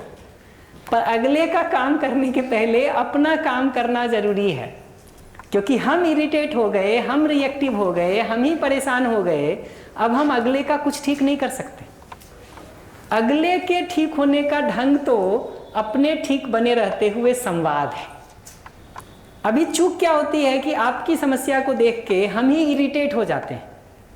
हम ही इरिटेट हो गए तो अब हम कुछ नहीं कर सकते अगले का। तो अगले में बदलाव के लिए तो संवाद है। उस संवाद को जितना इफेक्टिवली कर पाएंगे उतना वो होगा। और हमारा इस बार तो टारगेट है कि आज से शुरू करके अगले 3-4 दिनों में उसकी छोटे ग्रुप में ठीक से प्रैक्टिस करके देखा जाए ना, देखा जाए। होता है नहीं होता है, कैसे बदलाव कर सकते हैं। बट अगले में बदलाव का ढंग तो ये है, अभी जो ये सारे स्टेप मैं कह रहा हूँ ये तो हम कैसे ठीक रह सकें उस परिस्थिति में भी जब अगला कुछ अपमानजनक कह रहा है, हम कैसे ठीक रहें उस परिस्थिति में भी जब अगला को हमने कुछ कहा था और उसने नहीं किया, तब हम देख तो सकें इसको। क्योंकि वहाँ हम ही बिगड़ जाते हैं, हम बिगड़ गए, फिर बच्चे को सुधार के नाम पे कितना भी पीटते रहिए, निष्कर्ष कुछ नहीं निकलता। अभी थोड़े दिन पहले मैं देख रहा था, कोई एक छोटी डॉक्यूमेंट्री किसी ने भेजा था, यूएस का था, जिसमें एक ऐसे ही जो होता है सामान्य रूप से बहुत सारे टीचरों का या कुछ टीचरों का ये डिज़ाइन हो जाता है कि डांट के डपट के वो सब करके बच्चों को रोकते रहते हैं या कुछ कराते रहते हैं। तो ऐसे ही एक दिन एक मैम कर रही है और बच्चा लास्ट में कह रहा है, ma'am I want to tell you one thing, मैं एक बात कहना चाहता हूँ आपसे। मैंने कहा क्या? कहा कि ये जब इस तरह से आप डांट करके हमको कुछ बोलते हैं ना, तो हम भय से चुप तो हो जाते हैं लेकिन हमको समझ में कुछ नहीं आता। जो उसका इंग्लिश स्टेटमेंट था उसका हिंदी है और सच्चाई भी यही है। उसने कहा कि मैम आप जब इस तरह से हमको बोलते हैं ना, तो हम डर के चुप तो हो जाते हैं या ये काम तो करने लगते हैं लेकिन हमको समझ में कुछ नहीं आता। इस विधि से अगर किसी को भी कराएंगे तो लंबा नहीं चलेगा। हम जो वो स्टेप शुरू किए ना, हंस रहा है वो भी, हाँ कि बाहर का आचरण और व्यवहार का अंश द्विवेदी ना, हाँ क्या अंश दुबे, ओके सॉरी। तो कितनी उम्र है तुम्हारी, कौन सी क्लास में हो? 6th में, ओके 11 साल के अराउंड। तो ये दिखना जरूरी है, जो हम सारा बात कर रहे हैं ना, वो इस सच्चाई को देख करके अपनी स्थिति को कैसे ठीक रखें उस पर बात कर रहे हैं। फिर इस पर बात करेंगे हम कि दूसरे में बदलाव कैसे हो, उसका जगह तो संवाद है। उसको जितना सटीकता से करेंगे उतना वो बदलाव होगा, नहीं तो नहीं होगा। हाँ, पीछे का प्रश्न पहले सुन लीजिए। हाँ भैया, ये जब ये अभ्यास कर रहा था तो उस वक्त मतलब मैंने 2 पर्सन चुना, एक करीबी और एक दूर का। तो जो करीबी वाले के मतलब दोनों में जो लिस्ट ऑफ अच्छाइयाँ है वो ज़्यादा थी, पर जो करीबी था उसकी गलती ज़्यादा दुख दे रही थी और जो दूर था उसकी गलती कम दुख दे रही थी। तो और जो करीबी का जो अच्छाई वाला पार्ट है वो ज़्यादा है, पर उसकी जो दुख, जो गलत किया उसने, उसके कारण जो दुख हो रहा है वो अच्छाई को ढक रहा है बहुत ज़्यादा है। मतलब ये जो करीबी वाला है उसकी जो गलतियाँ वो बहुत ज़्यादा इम्पैक्ट कर रही है, पर भले ही उसका अच्छाई वाला पार्ट ज़्यादा है, पर उसकी जो गलत है वो अच्छाई को कवर कर दे रहा है। ऐसा वही, ये गलत अच्छाई को जब कवर कर दे रहा है तो हमको लगता है ये समस्या अगले की है। हमको ये नहीं दिखता है कि हमको एक तरफ ये 2 फीट का कुछ है, एक तरफ ये 15 फीट का कुछ है। हम वो 15 वाले को नहीं देख के 2 वाले को देख रहे हैं। हमको अपना प्रॉब्लम नहीं लगता है, हमको लगता है ये प्रॉब्लम अगले की है। ये जो अच्छाई को ढक दे रहा है, ये इसलिए नहीं कि बाहर चीज़ें ढकी हुई हैं, ये इसलिए ढक दे रहा है कि ये इधर 15 फीट वाले में मैंने ऐसा पट्टी बांध दिया है तो इधर दिखता नहीं है, इधर 2 फीट वाले में पूरा फोकस करके माइक्रोस्कोप लगा के रखे हुए हैं तो बड़ा साफ साफ दिखता है। वो एक पुरानी कहानी है कि यूएस में किसी ने कंप्लेन किया पुलिस को, ठीक, कि हमारे घर के सामने कुछ लोग नंगे नहा रहे हैं। किसी महिला ने फ़ोन किया, and no offence to anyone, हम सिर्फ जोक के लिए सुना रहे हैं आपको, कि किसी महिला ने फ़ोन किया उसको, पुलिस वाले को, कि ये जो है ना हमारे घर के सामने ये 3-4 लोग बदतमीज़ नंगे नहा रहे हैं, इनको कोई इतना भी तमीज़ नहीं है कि कहाँ क्या कैसे रहा जाता है कैसे नहीं। पुलिस वाले आए, ठीक, पूछे कहाँ है, उन्होंने देखा छत पर चढ़ के, कहा छत पे चढ़िए दिखेगा। देखा सब तरफ, कहीं नहीं दिखाई, ठीक। उसने लौट के पूछा महिला से कि कहाँ है वो, कहा ऐसे कैसे दिखेगा, देखिए ना ये टेलीस्कोप लगा रखे हैं, इसका फोकस ठीक करिए, वो 2.5 किलोमीटर पे पड़ा हुआ है वहाँ।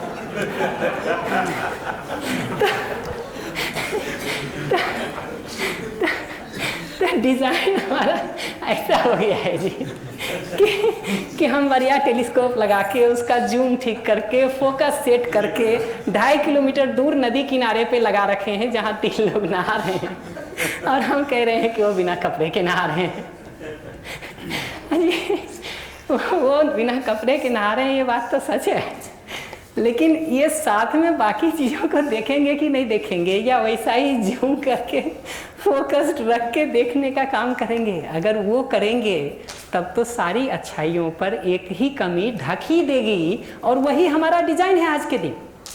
मैं तो आपसे पूरी तरह से सहमत हूँ कि यही डिज़ाइन है आज के दिन, जिसके कारण से हमारे पास शिकायतों की इतनी लंबी लिस्ट है एक दूसरे के लिए। वो डिज़ाइन वही है कि इस पर पूरा एकदम टेलीस्कोप का जूम और फोकस सब सेट है, एकदम छूटता नहीं है कुछ भी, और आ गया एक बार उसमें तो बस वो तस्वीर ऐसे छप जाती है बिल्कुल परमानेंट जैसी। ठीक है, और जो इधर ठीक वाला भाग है उस पर ऐसा पट्टी लगा हुआ है, ठीक है नहीं करोगे तब इधर लाएंगे इसको। वही जो कर रहा होगा ना आज तक, उसमें से एक काम है जो वो नहीं करना शुरू कर दे, वो तुरंत इधर आ जाएगा। अब पट्टी नहीं बंधी रहेगी उस पर, अब वो इधर आ जाएगा एकदम तुरंत, और ऐसा दिखना शुरू हो जाएगा। ठीक, और तब कहेंगे यार तुम बदल गए हो, पहले तो ऐसे नहीं थे। यार जो पहले ठीक था तब तुमने कब उसको रिकॉग्नाइज किया, कब एप्रिशिएट किया, कब वैल्यू दिया? और वो रिकॉग्नाइज कर देते, वो एप्रिशिएट कर देते, वो वैल्यू दे देते ना, तो उसको तृप्ति जो उससे मिल जाती ना, काफ़ी संभावना थी कि वो उसमें बना रह पाता। अन्यथा आप अगले की जगह से पूछेंगे ना, तो कहेगा क्या फ़ायदा तुम्हारे साथ 15 साल ठीक करने का। ठीक है, अगले का लाइन ऐसा होगा, क्या फ़ायदा तुम्हारे साथ 15 साल ठीक जीने का, क्या मिला हमको तुम्हारे लिए इतना कुछ करके। वो ऐसा स्टेटमेंट निकले। और क्या मिला में कोई सुविधा की बहुत भूख नहीं है लोगों की, भाव का मुद्दा है। हमको लगता है क्या मिला में हीरे का हार ला देंगे, और वो हम नहीं ला पा रहे।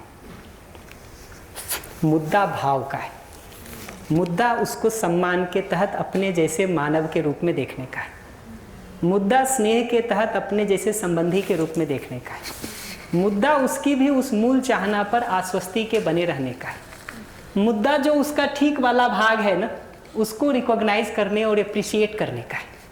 वो नहीं हो रहा है तो वो सारा इकट्ठा हो रहा है। तो मैं आपकी बात से सहमत हूँ, मैं सिर्फ इतना ही कह रहा हूँ मैं भी कि वो पट्टी को एक बार ठीक किया जाए।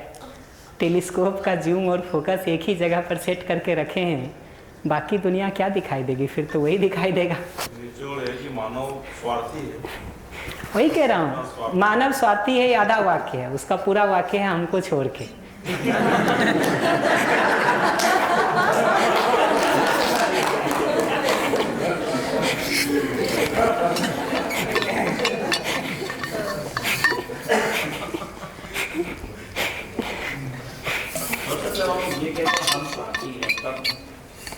आता हूँ अभी उस पर, इनका प्रश्न को रिस्पॉन्ड कर देता हूँ। सर मेरा तो प्रश्न वो था डॉक्यूमेंट्री के लिए, जैसे कि वो बच्चा कह रहा था कि आप डराती हो तो उससे डर के हम चुप हो जाते हैं, बाकी समझ कुछ नहीं आता।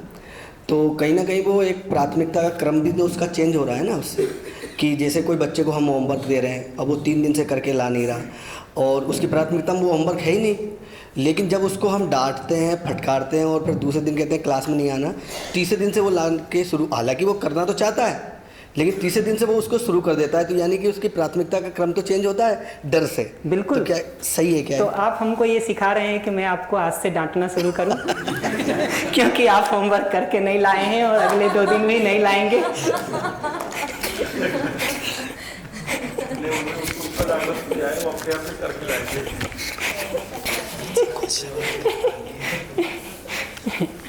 देखिए, डर से काम नहीं होता है, ये बात मैं बिल्कुल नहीं कह रहा हूँ, ठीक है, लेकिन डर से काम उतने दिन होता है जितने दिन आप डरा पाने की स्थिति में हैं, और जितनी देर डरा पाने की स्थिति में है। काम नहीं होता है तो मैं बिल्कुल नहीं कह रहा हूँ, डर से काम होता है, लेकिन जितने देर आप उसको डरा के रख रहे हैं, सामने खड़े हैं डरा के रख रहे हैं, वो करेगा। हट जाइए थोड़ा सा, देखिए क्या करता है। ऐसे ही जब तक डरा रख पाने की स्थिति में है, एक बच्चा 10 साल 12 साल 14 साल तक डरता है माँ बाप से, 15वें साल से डरना बंद कर देता है, ठीक है। 16वें साल से मूवी में डायलॉग देखे होंगे ना, अपना एक डायलॉग मार देता है, ठीक है, उसके बाद ऐसा फंस गया, अब आप कुछ नहीं कर सकते। एक तो ये पहचानना ज़रूरी है कि उसकी लिमिटेशन क्या है, उसकी सीमा क्या है। दूसरा ये पहचानना ज़रूरी है कि डर में हम जब भी कुछ कर रहे होते हैं ना, करने वाला भी परेशान रहता है, कराने वाला भी परेशान रहता है। आपको 20 बच्चों को डरा धमका के सुबह शाम ये कराना हो, आप आराम में रहते हैं कि परेशान होते हैं? दिखता है ना। बच्चे को ये बात नहीं दिखती है कि टीचर परेशान हो रहे हैं। बच्चे को तो लगता है इनकी मौज है, ये आते हैं और जब मन होता है हमारा कान खींच लेते हैं। थोड़ा सा देखना शुरू करेंगे ना, मुझे तो आपका पक्ष पता है इसलिए मैं बहुत आराम से देख लेता हूँ, क्योंकि मानव के रूप में अपना अध्ययन करने से हमको सबके लिए पता चल गया है कि आदमी ऐसा ही है। हमको उस गुस्सा करते हुए टीचर के लिए भी, डांटते हुए टीचर के लिए भी, नाराज होते हुए टीचर के लिए भी ये बात दिखाई देता है कि मूल में वो नाराज नहीं होना चाहती है, मूल में वो इरिटेट नहीं होना चाहती है। क्या चाहती है? क्लास में व्यवस्था चाहती है, होमवर्क प्रॉपरली टाइम से हो ये चाहती है, प्रिंसिपल से उनको डांट नहीं सुनना पड़े ये चाहती है, ठीक है, वहाँ रेपुटेशन ठीक बना रहे ये चाहती है। ये मैं तो सुन सकता हूँ जी, बच्चा हमारे जैसा होगा तो सुनेगा, नहीं तो यही सुनेगा कि ये टीचर को कोई मतलब नहीं रह गया है, कहीं से बहस करके आती होगी, हमारे ऊपर गुस्सा उतार जाती। तो सुना कैसे जाता है वो बता रहा हूँ, वो बता रहा हूँ जी। सॉरी, नमस्ते प्रिया दीदी, राइट? हाँ जी, या नमस्ते। With due respect and understanding कि हमने ये समझा कि सामने वाला अपनी कुछ नीड्स को फुलफिल करना चाह रहा है, इस वजह से वो गलत रास्ता अपना रहा है, एम्पैथी रखी, समझने की कोशिश की, but over the period of time अगर वो ट्रेड्स, वो कैरेक्टर नहीं बदल रहा है और हमने अच्छाई और गलतियों का भी वो पैरामीटर नाप लिया, अच्छाइयाँ हैं उसको कोई हम नज़रअंदाज नहीं कर रहे, but then what later in life? या तो गलतियों को माफ़ करके सुलह कर ली जाए इज़ वन, सेकंड उसको सुधारने की कोशिश करने में अपना पीस ऑफ माइंड जाए, या हम दूर हो जाएं कि भाई ये नहीं सुधरेगा। तो बेसिक नेचर किसी का हमको बताए ना, लौट लौट के इस फंडामेंटल पर प्रश्न आता रहेगा। मैं जानता हूँ इस बात को, मैं जानता हूँ इस बात को। मैं इसलिए मैं उस व्यक्ति को ढूंढ रहा हूँ इतने दिनों में जो ये कहे कि मेरा बेसिक नेचर ठीक नहीं है, ठीक है, उस व्यक्ति को मैं ढूंढ रहा हूँ, वही नहीं मिलता है। दूसरे का बेसिक नेचर ठीक नहीं है ये बताने वाले तो बहुत लोग मिलते हैं, मिल जाते हैं बहुत आसानी से। वो व्यक्ति नहीं मिलता है जो ये कहे कि मेरा बेसिक खराब हो गया है और ये ठीक नहीं हो सकता है। उसको देख ही नहीं पाता जी, उसको देख ही नहीं पाता। वही तो हमारा काम तो इतना ही है जी कि जो मूलभूत सच्चाई आप ये कह रहे हैं वो देखना नहीं चाहता। हर बार देखिएगा ना, स्टेटमेंट ऐसे ही निकलेगा जी, ऐसे ही निकलेगा। हर जगह हमको लगता है कि समस्या अगर है तो अगले में है। आप कुछ पढ़ाते हैं और बच्चा नहीं समझता है ना, बच्चा कहता है टीचर को पढ़ाने नहीं आता है, टीचर कहता है बच्चा ध्यान नहीं देता है, ठीक है, ये दोनों तरफ से ऐसे चलता रहता है ना, ठीक है। हमको ये दिखना जरूरी है कि एक दूसरे पर ये ब्लेम करने का जो डिज़ाइन है ना, वो बेसिक फॉल्ट है। हम अपने मूल इंटेंशन को देख करके अपने को अच्छा मान लेते हैं, समस्या फिर दूसरे में ही बताएंगे और किस में बताएंगे जी। तो टीचर को बच्चे में समस्या लगती है, बच्चे को टीचर में समस्या लगती है, पेरेंट्स को लगता है ये नया जनरेशन खराब हो गया है, नए जनरेशन को लगता है इनका दिमाग ठीक नहीं है। ऐसा चलता रहता है कॉन्स्टेंटली। कहीं वो मुंह पे बोल देता है, कहीं नहीं बोलता है डर से, तो मन में तो वही बोलता है, बाहर नहीं भी बोले मन में तो यही बोलता है। तो जो बात आपने कही ना दीदी, क्या किया जाए ये तो अपनी योग्यता के साथ तय करना होता है, और उसके स्टेप्स पर हम आएंगे एक एक करके कि इन सब परिस्थितियों में क्या करें। बट एक कहानी फिर आपको सुनाता हूँ। ये जो मध्यस्थ दर्शन के जो श्रद्धेय ए नागराज जी थे, वो IIT दिल्ली में 1988-9 में एक वर्कशॉप कंडक्ट कर रहे थे। मैं इस कहानी को बार बार सुनाता रहता हूँ। 1988-9 में वर्कशॉप कंडक्ट कर रहे थे। 8 दिन की वर्कशॉप थी, 10, 12, 15 कुछ प्रोफेसर बैठे होंगे। 8 दिन के बाद उनकी पढ़ाने वाले वो संस्कृत बैकग्राउंड के रहे थे, ठीक, हिंदी उन्होंने बड़ी मुश्किल से सीखी थी इधर के एरिया में, ओरिजिनल लैंग्वेज दूसरा था। तो वो 8 दिन में पढ़ाया। तो हमारे एक साथी हैं जो आज भी हैं, वो कहते कि उनकी जो हिंदी थी ना, वो संस्कृत की भी डैडी थी, ठीक। तो वैसी हिंदी में वो पढ़ाते थे। ठीक है, तो 8 दिन के बाद उन्होंने लोगों से पूछा कुछ समझ में आया? लोगों ने कहा नहीं। आज वो स्थिति नहीं है। आज 8 दिन में आदमी को 2-4 बात तो पकड़ में आ ही जाती है। ठीक है, इसका ये मतलब भी नहीं है कि मैं उनसे ज़्यादा विद्वान हूँ। ठीक है, ये मतलब नहीं है। उसका इतना ही मतलब है कि समय के साथ प्रस्तुतियाँ धीरे धीरे सरल होती हैं, लोगों के ध्यान जाने के तरीके पर काम होता है, तो काम हो जाता है। ठीक है, काम हो जाता है। आज का सामान्य से सामान्य भी प्रबोधक कोई शिविर ले रहा हो ना, कहीं ऐसा नहीं होता है कि 8 दिन के शिविर में कोई बात किसी को ना समझ में आए और कोई लास्ट में ये कहे कि हमको कुछ नहीं समझ में। ठीक है, उस समय लगभग सारे लोगों ने ये कहा। उन्होंने कहा क्या लगता है 8-10 दिन का और समय लगाएं तो कुछ समझ में आ सकता है? लोगों ने कहा बिल्कुल नहीं। ठीक है, तो कहते हैं कि हम लौटते हुए ये सोचते आए कि 2 में से एक संभावना है, या तो मेरी बात बड़ी है, इनकी बुद्धि छोटी है, उसमें समा नहीं सकता है इतना बड़ा बात। ठीक है, तो कुछ हो नहीं सकता इनका। कहते हैं उसी समय मेरे मन में ये विचार आया कि दूसरी संभावना भी तो हो सकती है कि जिस तरीके से ये बात को पकड़ सकते हैं, मैं उस तरीके से इनको पकड़ा नहीं रहा हूँ। और वो कहते हैं कि मैंने इस दूसरी संभावना को अपने लिए स्वीकारा, परिणाम आज तुम्हारे सामने। तो हम जो देखते हैं ना, ये बात ठीक है कि हमारा आपका अगर संवाद नहीं हो रहा है तो दोनों संभावना है। आपकी पात्रता छोटी हो, ये भी संभावना है। ठीक है, दूसरी संभावना ये भी है कि जहां आप खड़े हैं वहां जाके हम बात नहीं कर पा रहे।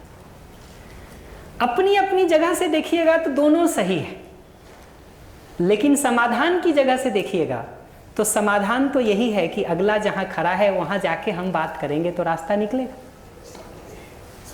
ठीक है, अगला जहां खड़ा है वहां जाके हम कनेक्ट होंगे, हम बात करेंगे तो रास्ता निकलेगा। निकाला जाए कि नहीं और एफर्ट किया जाए कि नहीं, इसको मैं कहूँगा कि 5वें दिन के एंड में आप ये जज करिए कि उसमें आपका पीस ऑफ माइंड तो नहीं खोएगा। मैं ये मानता हूँ कि पीस ऑफ माइंड को खो करके तो आप कुछ नहीं कर सकते। ठीक है, तो at the end of the day हम जज करेंगे, अपना निर्णय लेंगे, अपना इवेल्युएशन करके कि हमारे पीस ऑफ माइंड के बने रहते हुए हम कर सकते हैं। और अगर वो लगेगा कि कर सकते हैं ना, फिर आपको बोझ नहीं लगेगा। पीस ऑफ माइंड को खो के आप उसको कर रहे हैं, हर स्टेप में करना आपको बोझ लगेगा, बर्डन लगेगा, दबाव लगेगा यार इसके लिए कब तक ऐसा करते रहेंगे। ठीक है, और सफलता भी नहीं मिलेगी, उसमें नहीं मिलेगी, क्योंकि अपने इरिटेशन के साथ हम कुछ भी करने जाते हैं तो इरिटेशन बाहर जाता ही है, किसी न किसी फॉर्म जाता ही है। एक 2 साल का 4 साल का छोटा बच्चा होता है ना, वो भी माँ के चेहरे को देख के समझ लेता है कि मूड ठीक है कि नहीं। एक 5 साल का बच्चा, 4 साल का बच्चा कब चॉकलेट मांगना है और कब नहीं मांगना है, ये हिसाब लगाता है घर में कि नहीं, पता चलता है। बढ़िया, लौट आए यहाँ। हाँ, कुछ कह रहे? दे दीजिएगा, माइक दे दीजिएगा प्लीज।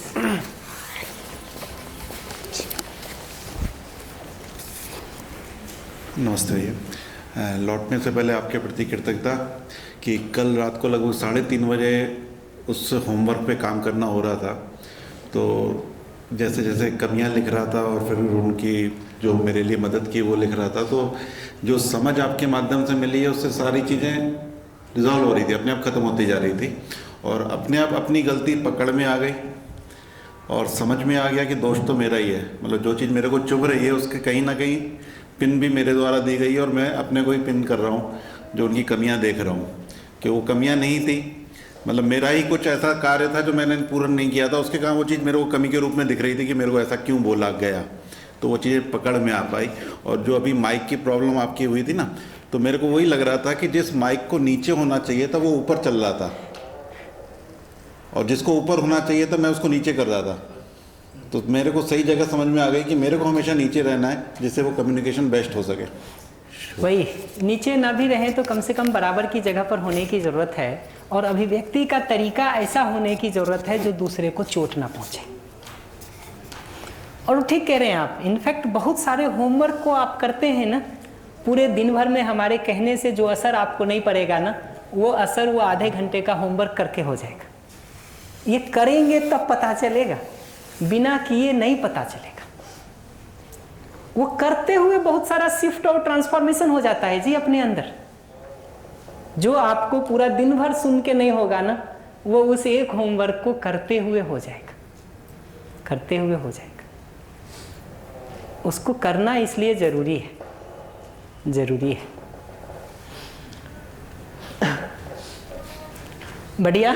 तो हम यहाँ तक आ गए हैं। ये नीचे के स्टेप पर हम आगे आएंगे, इस पर अब और बात हम नहीं करते। हम थोड़ी देर स्नेह के ऊपर बात करके फिर ब्रेक करेंगे। 15 मिनट में ब्रेक करता हूँ भैया। अभी हमको सामान्य रूप से स्नेह का आधार क्या हो उस पर तो हमने बात कर दी कि कठिन से कठिन परिस्थिति में भी ये 3 बात दिखने की जरूरत है। पहला, वो मानव सही समझना चाहता है, सही जीना चाहता है, अपना शुभ चाहता है, हमारा शुभ चाहता है। ये बाद में दिखने की जरूरत नहीं है। अंजू दी जैसा कोर्स करके आ गए तो 5 महीना बाद दिखने से नहीं चलेगा। ये तो जब अगला अपमानजनक ढंग से कुछ बोल रहा है उस समय दिखना जरूरी है। जब अगला विरोधजनक कुछ कह रहा है उस समय दिखना जरूरी है। जब अगला गुस्सा कर रहा है उस समय दिखना जरूरी है, तब तो ठीक होगा जी। घटना आज घट रही हो, दिखे 3 दिन बाद जाके, तो ब्रेक थोड़ी मार पाएंगे जी। ब्रेक तो सामने दिखता है कार के, आदमी तब मारते हैं ना। सामने वो दिखे नहीं, दब जाने के बाद दिखे कि कुछ टायर के नीचे दब गया तो उसका तो कचुमर निकला हुआ मिलेगा जी। तो उस समय वो पहली चीज दिखने की जरूरत है। दूसरी, अपमान, विरोध, क्रोध करता हुआ, गुस्सा करता हुआ, नाराज होता हुआ उस व्यक्ति के लिए दूसरी चीज ये दिखने की जरूरत है कि वो दुखी है, परेशान है, इरिटेट है, अपने अंदर आग लगा लिया है जिसमें वो जल रहा है। और तीसरा, उनका जो ठीक वाला भाग है, जो आप में से ज्यादातर लोग 4-5 को छोड़ के ये कह रहे कि उनकी वो अच्छी काली लिस्ट लंबी दिखाई देती है, उसको पहचानना तो शुरू करें, उसको रिकॉग्नाइज करना, उसको एप्रिशिएट करना, उसको वैल्यू देना तो शुरू करें। और आप देखिएगा अपने मानस में उस समय उस ठीक वाले भाग को ला करके देखिए, आपको दिखेगा कि आपका गुस्सा उस रेशियो में डाउन हो रहा है, डाउन हो रहा है। उसके साथ अब हम इस पर बात करना चाहते हैं कि हमको लगता तो है कि मेरा आपके लिए बहुत स्नेह का भाव है, मुझे लगता तो है कि मेरा बहुत सम्मान करता हूं मैं आपका, बड़ा विश्वास करता हूं आपके ऊपर। इंडिकेटर्स क्या हो, पैरामीटर्स क्या हो जिससे ये पहचाना जा सके कि मेरा ये जो जिसको मैं स्नेह कह रहा हूं वो स्नेह है कि नहीं है। जिसको दूध के नाम पर मैं रोज सुबह शाम पी रहा हूं वो दूध है कि पानी है कि केमिकल है कि जहर है, ये मापना तो पड़ेगा ना, उसको पहचानना तो पड़ेगा ना। पता चले हम दूध के नाम पर यूरिया का घोल पी रहे हो सालों से, तो वही दूध पी रहे हैं हम इसलिए सुबह शाम और बच्चे को पिला रहे हैं कि वो स्वस्थ हो, और हो ये रहा है कि उसी से उसका जान जा रहा है कि नहीं। तो स्नेह है क्या और कैसे उसको हम पहचान सकते हैं, उस पर थोड़ी बात कर देता हूं। और मैं फिर से ध्यान दिलाऊंगा, ये पहचानने के लिए कह रहा हूं अपने स्नेह को पहचाना जाए। ये पैरामीटर लगा के अभी दूसरे का स्नेह पहचानना शुरू कर देंगे तो फिर तो जो उसमें कमी आपको नहीं दिख रही होगी वो भी दिखनी शुरू हो जाएगी। और आदमी की ये चूक है कि वो लेकर के पैरामीटर सबसे पहले दूसरे को मापने जाता है। हमको रुक करके ये अपने मापने के लिए है, दूसरे का क्या करें उस पर आएंगे, लेकिन बिना खुद स्वस्थ हुए दूसरे को स्वस्थ नहीं किया जा सकता है। जिस सारी बातों को सुन करके हमारा अपना गुस्सा ठीक नहीं हो रहा है, उससे दूसरे का गुस्सा ठीक नहीं कराया जा सकता है, ये समझना जरूरी है, जरूरी है। तो इस जगह से देखेंगे ना, तो स्नेह का मतलब है अगले के लिए शुभ की चाहना होना, चाहना होना, ये स्नेह की पहचान है। मैं आपके प्रति स्नेह रखता हूं, इसका मतलब मैं आपका शुभ चाहता हूं। और ये मूल चाहना के रूप में होने के साथ साथ जीने की जगह पर इच्छा में भी मेरी चाहना है कि मैं आपका शुभ चाहता हूं। ये आपको दिखाई देता है ना कि मैं आपका शुभ चाहता हूँ, तब आपको भरोसा होता है कि श्याम आपके लिए स्नेह करता है। जब तक आपको ये दिखाई नहीं देगा कि श्याम आपका शुभ चाहता है, हम लाख कहते रहें कि हम तो बहुत स्नेह करते हैं तुमसे, ठीक है, कोई नहीं मानने वाला। मैं एक वर्कशॉप कंडक्ट कर रहा था, 7-8 साल हो गए होंगे, कानपुर संस्थान में ही, बेसिक वर्कशॉप। तो उसमें 2 भाई आए हुए थे, मुझे लगता है एक 14-15 साल का होगा, एक 18-20 साल का होगा। तो इसी स्नेह पर बात हो रही थी। तो मतलब किसी जगह पर बड़े भाई ने, छोटे भाई ने ये कहा कि हमको ठीक से नहीं रखते हैं, ठीक है, होता ही है, छोटे भाई की शिकायत थी, उसने किया। बड़े भाई ने 8-10 मिनट तक बहुत तरह से एक्सप्लेन किया कि मैं तो तुम्हारा ही शुभ चाहता हूँ, तुम्हारा ही चाहता हूँ, पढ़ाई के लिए कुछ कहता हूँ, इसके लिए कुछ कहता हूँ, जो सारा आर्ग्यूमेंट होता है उसने 10 मिनट तक एक्सप्लेन किया कि भाई मैं शुभ चाहता हूँ। वो 10 मिनट के एक्सप्लेनेशन के बाद जब उसका सब हो गया ना, तो छोटा वाला कह रहा है कि भैया हमको पता है कि आप शुभ चाहते हैं हमारा, उसका निशानी भी दिखा देता हूँ। उसने अपना ऐसा कपड़ा साइड किया जिस पे उसने जो भी मारा होगा उसका दाग दिख रहा था दोनों साइड, इधर भी और इधर भी। तो हमको लगता तो है कि हम बहुत शुभ चाहते हैं, पहुँच क्या रहा है अगले तक वो भी तो देखिए एक बार। और रियल बता रहा हूँ मैं आपको, ड्यूरिंग द वर्कशॉप। तो हमको पहचानना जरूरी है कि स्नेह का मतलब है कि मैं अगले का शुभ चाहता हूँ। ये हमारे आचरण से, हमारे व्यवहार से, हमारे जीने से अगले तक पहुँचता है। वो नहीं पहुँचता तो हम लाख कहते रहें कि हम बहुत स्नेह करते हैं। हमारा स्नेह एक भाषा है, न कि भाव और आचरण है। फिर हमारा स्नेह एक भाषा है, वो भाव नहीं है, वो आचरण नहीं है।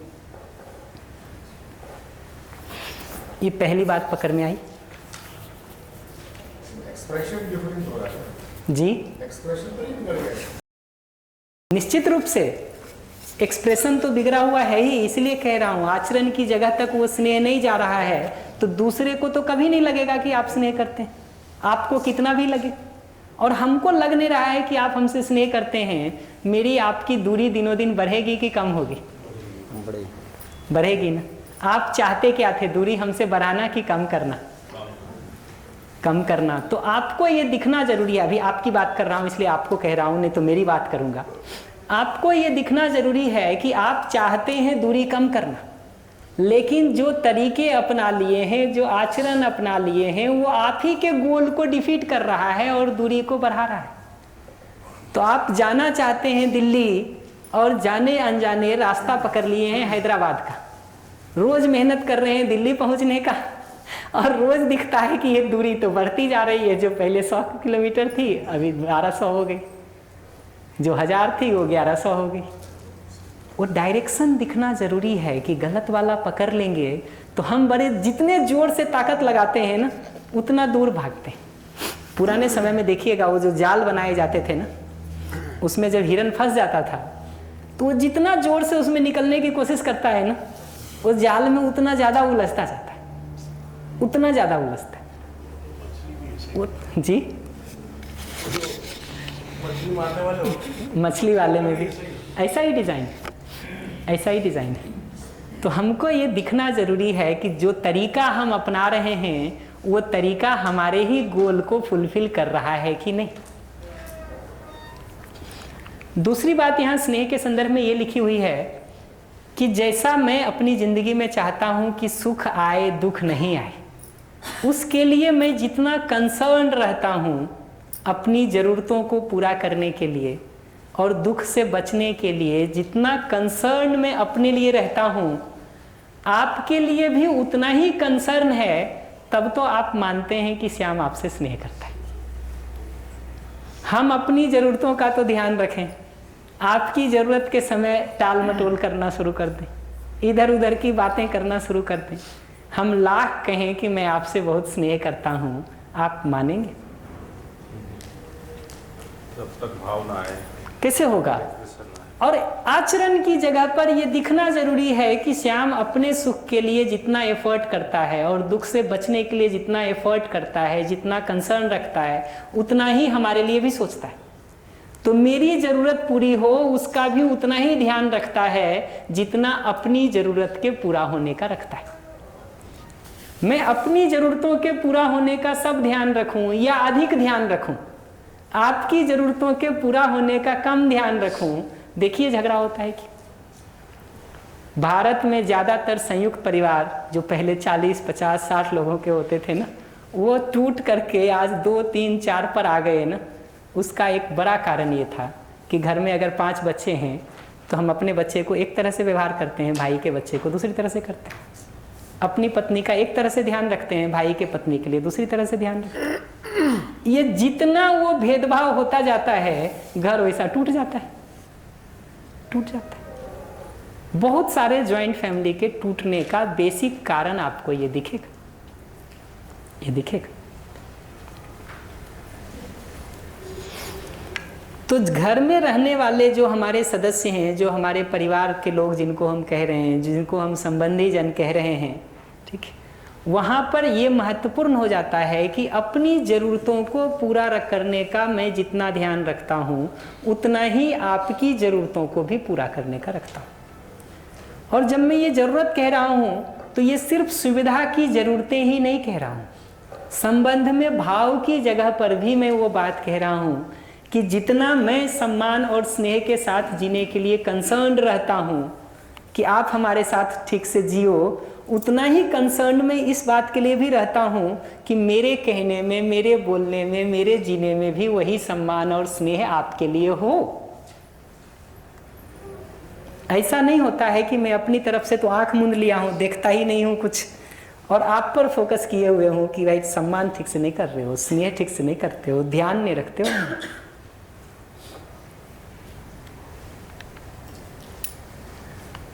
ये पकड़ में आता। और जब भी आपको किसी के लिए ये दिखता है कि वो अपनी ज़रूरतों का जितना ध्यान रखता है उतना हमारी ज़रूरतों का नहीं रखता, वो कितना भी कहता रहे कि मैं तुमसे को बहुत संबंधी मानता हूँ, तुमसे बहुत स्नेह करता हूँ, कहेंगे रहने दो, पता है हमको पता है, ना बोलो तो ही ज़्यादा ठीक लगते हो वो यहाँ पहुँच जाता है। आखिरी बात जो ये कह रहा हूँ ना, वो ये कि स्नेह की अगली पहचान ये है कि अपनी उपलब्धियों में जितनी खुशी और प्रसन्नता हमको होती है उतनी ही खुशी या प्रसन्नता हमको आपकी भी उपलब्धि में होती है। तो हमने ज़िंदगी में कुछ उपलब्धि हासिल किया तो हमको जो प्रसन्नता मिलती है, अगर आपको मैं आपके साथ में स्नेह रखता हूँ, आपको अपने संबंधी के रूप में स्वीकारता हूँ, तो आपको भी वो उपलब्धि वैसी हो तो हमको उतनी ही प्रसन्नता होती है।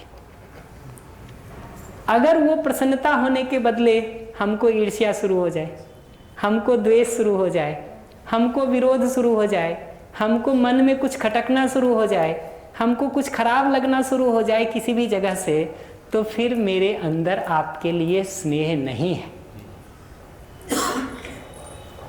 आपके साथ ज़िंदगी में कुछ अच्छा हो, मेरे साथ कुछ अच्छा हो, मैं ट्रॉफी लेके सब जगह घूमता हूँ, ठीक, आपके साथ अच्छा हो और आप आएँ और मैं ऐसा मुंह लटका लूँ, ठीक, फिर कहूँ कि मैं बड़ा स्नेह करता हूँ आपसे ठीक, आप मानेंगे?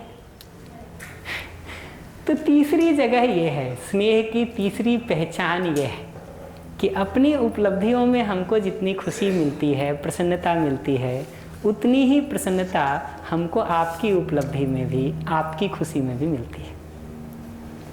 ये मिलता है तब तो स्नेह है। ये जहाँ जहाँ नहीं मिलता है, कहीं ना कहीं द्वेष का, ईर्ष्या का, घृणा का, विरोध का, कंपटीशन का, तुलना का, दूसरे को पीछे छोड़ने का कोई ना कोई ऐसा माइंडसेट है जो स्नेह में बाधा डाल रहा है। इसको पहचानना ज़रूरी है, ज़रूरी है। और मैं फिर से रिमाइंड करूँगा, ये सब पैरामीटर्स अपने स्नेह को जांचने के लिए अभी कह रहा हूँ, ना कि सामने वाले के स्नेह को जांचने के लिए। अपने स्नेह को ठीक से इन तीनों पैरामीटर्स पर जांच करके देखा जाए, जांच करके देखा जाए कि हमारे आचरण से दूसरे के लिए शुभकामना जाएगी, ठीक है, तब उसको स्नेह लगेगा, या नहीं जाएगी तब लगेगा।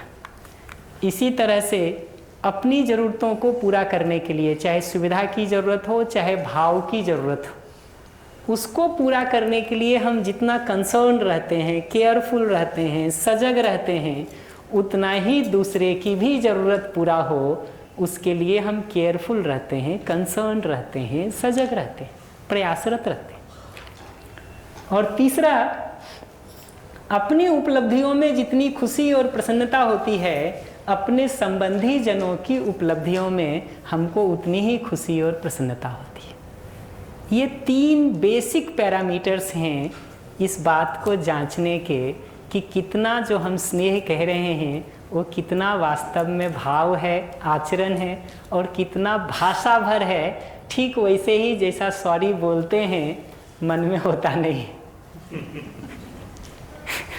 ऐसे ही बहुत बार ऐसा हो गया है कि हम स्नेह बोलते हैं, भाषा में होता है, आचरण उसको सपोर्ट नहीं कर रहा होता है।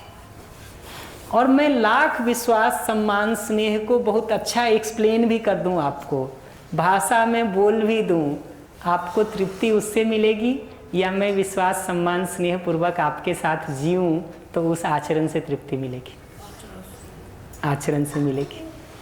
बल्कि ऐसा हो जाता है कि बोलना अच्छा कोई सीख ले ना, स्नेह बढ़िया एक्सप्लेन कर दे, विश्वास अच्छा एक्सप्लेन कर दे, सम्मान अच्छा एक्सप्लेन कर दे, और घर में आपके साथ अगर मैं ठीक नहीं जी रहा हूँ ना तो कहेंगे नालायक, देखो पब्लिक में इतना बढ़िया सबको बोलता है और हमारा ज़िंदगी तंग किए हुए। एक सीमा तक आप इसको सुन सुन के सहेंगे, एक सीमा के बाद अगर आप इरिटेट हो गए फिर पीछे से उठ के कहेंगे बंद करो बकवास। ठीक, तब हमको लगता है कि ये देखो, ये जो भाई है, ये जो पति है, ये पत्नी है, इसको तमीज़ नहीं है बात करने की, पब्लिक में ऐसे बोला जाता है। हमको ये नहीं दिखता है कि उसके पीछे कितना गड्ढा कितने दिन से हम खोद रहे हैं, और अगला का बर्दाश्त का सीमा बाहर हो गया है तब वो फट रहा है। ये बात हमको नहीं दिखती अगले के लिए। इतने पर कोई भी इमीडिएट प्रश्न हो तो बताइए। ये तो पूरा कवरेज ही आ गया। अगर कोई प्रश्न नहीं है ना तो ब्रेक में ये दोनों काम किया जाए। ये 3 बात जिस व्यक्ति पर भी ध्यान जाए, जिससे भी फ़ोन पर बात करें, जो भी हमारी कल्पना में लौट करके आता है, जिसका भी ख्याल आता है, वो सब के लिए ये 3 बात मूलतः वो शुभ चाहता है वो देख सकें। उसका विरोध, अपमान, द्वेष, क्रोध, घृणा वाला कोई भी भाग दिखाई दे तो वो दुखी है, परेशान है, इरिटेटेड है, इसको पहचान सकें। और तीसरा, उसी समय उसके अच्छे वाले भाग को ध्यान में लाने का कोशिश करें। और ये तभी ध्यान में आएगा जब आपने नॉर्मल रहते हुए एक्सरसाइज करके उसका लिस्ट बना लिया है।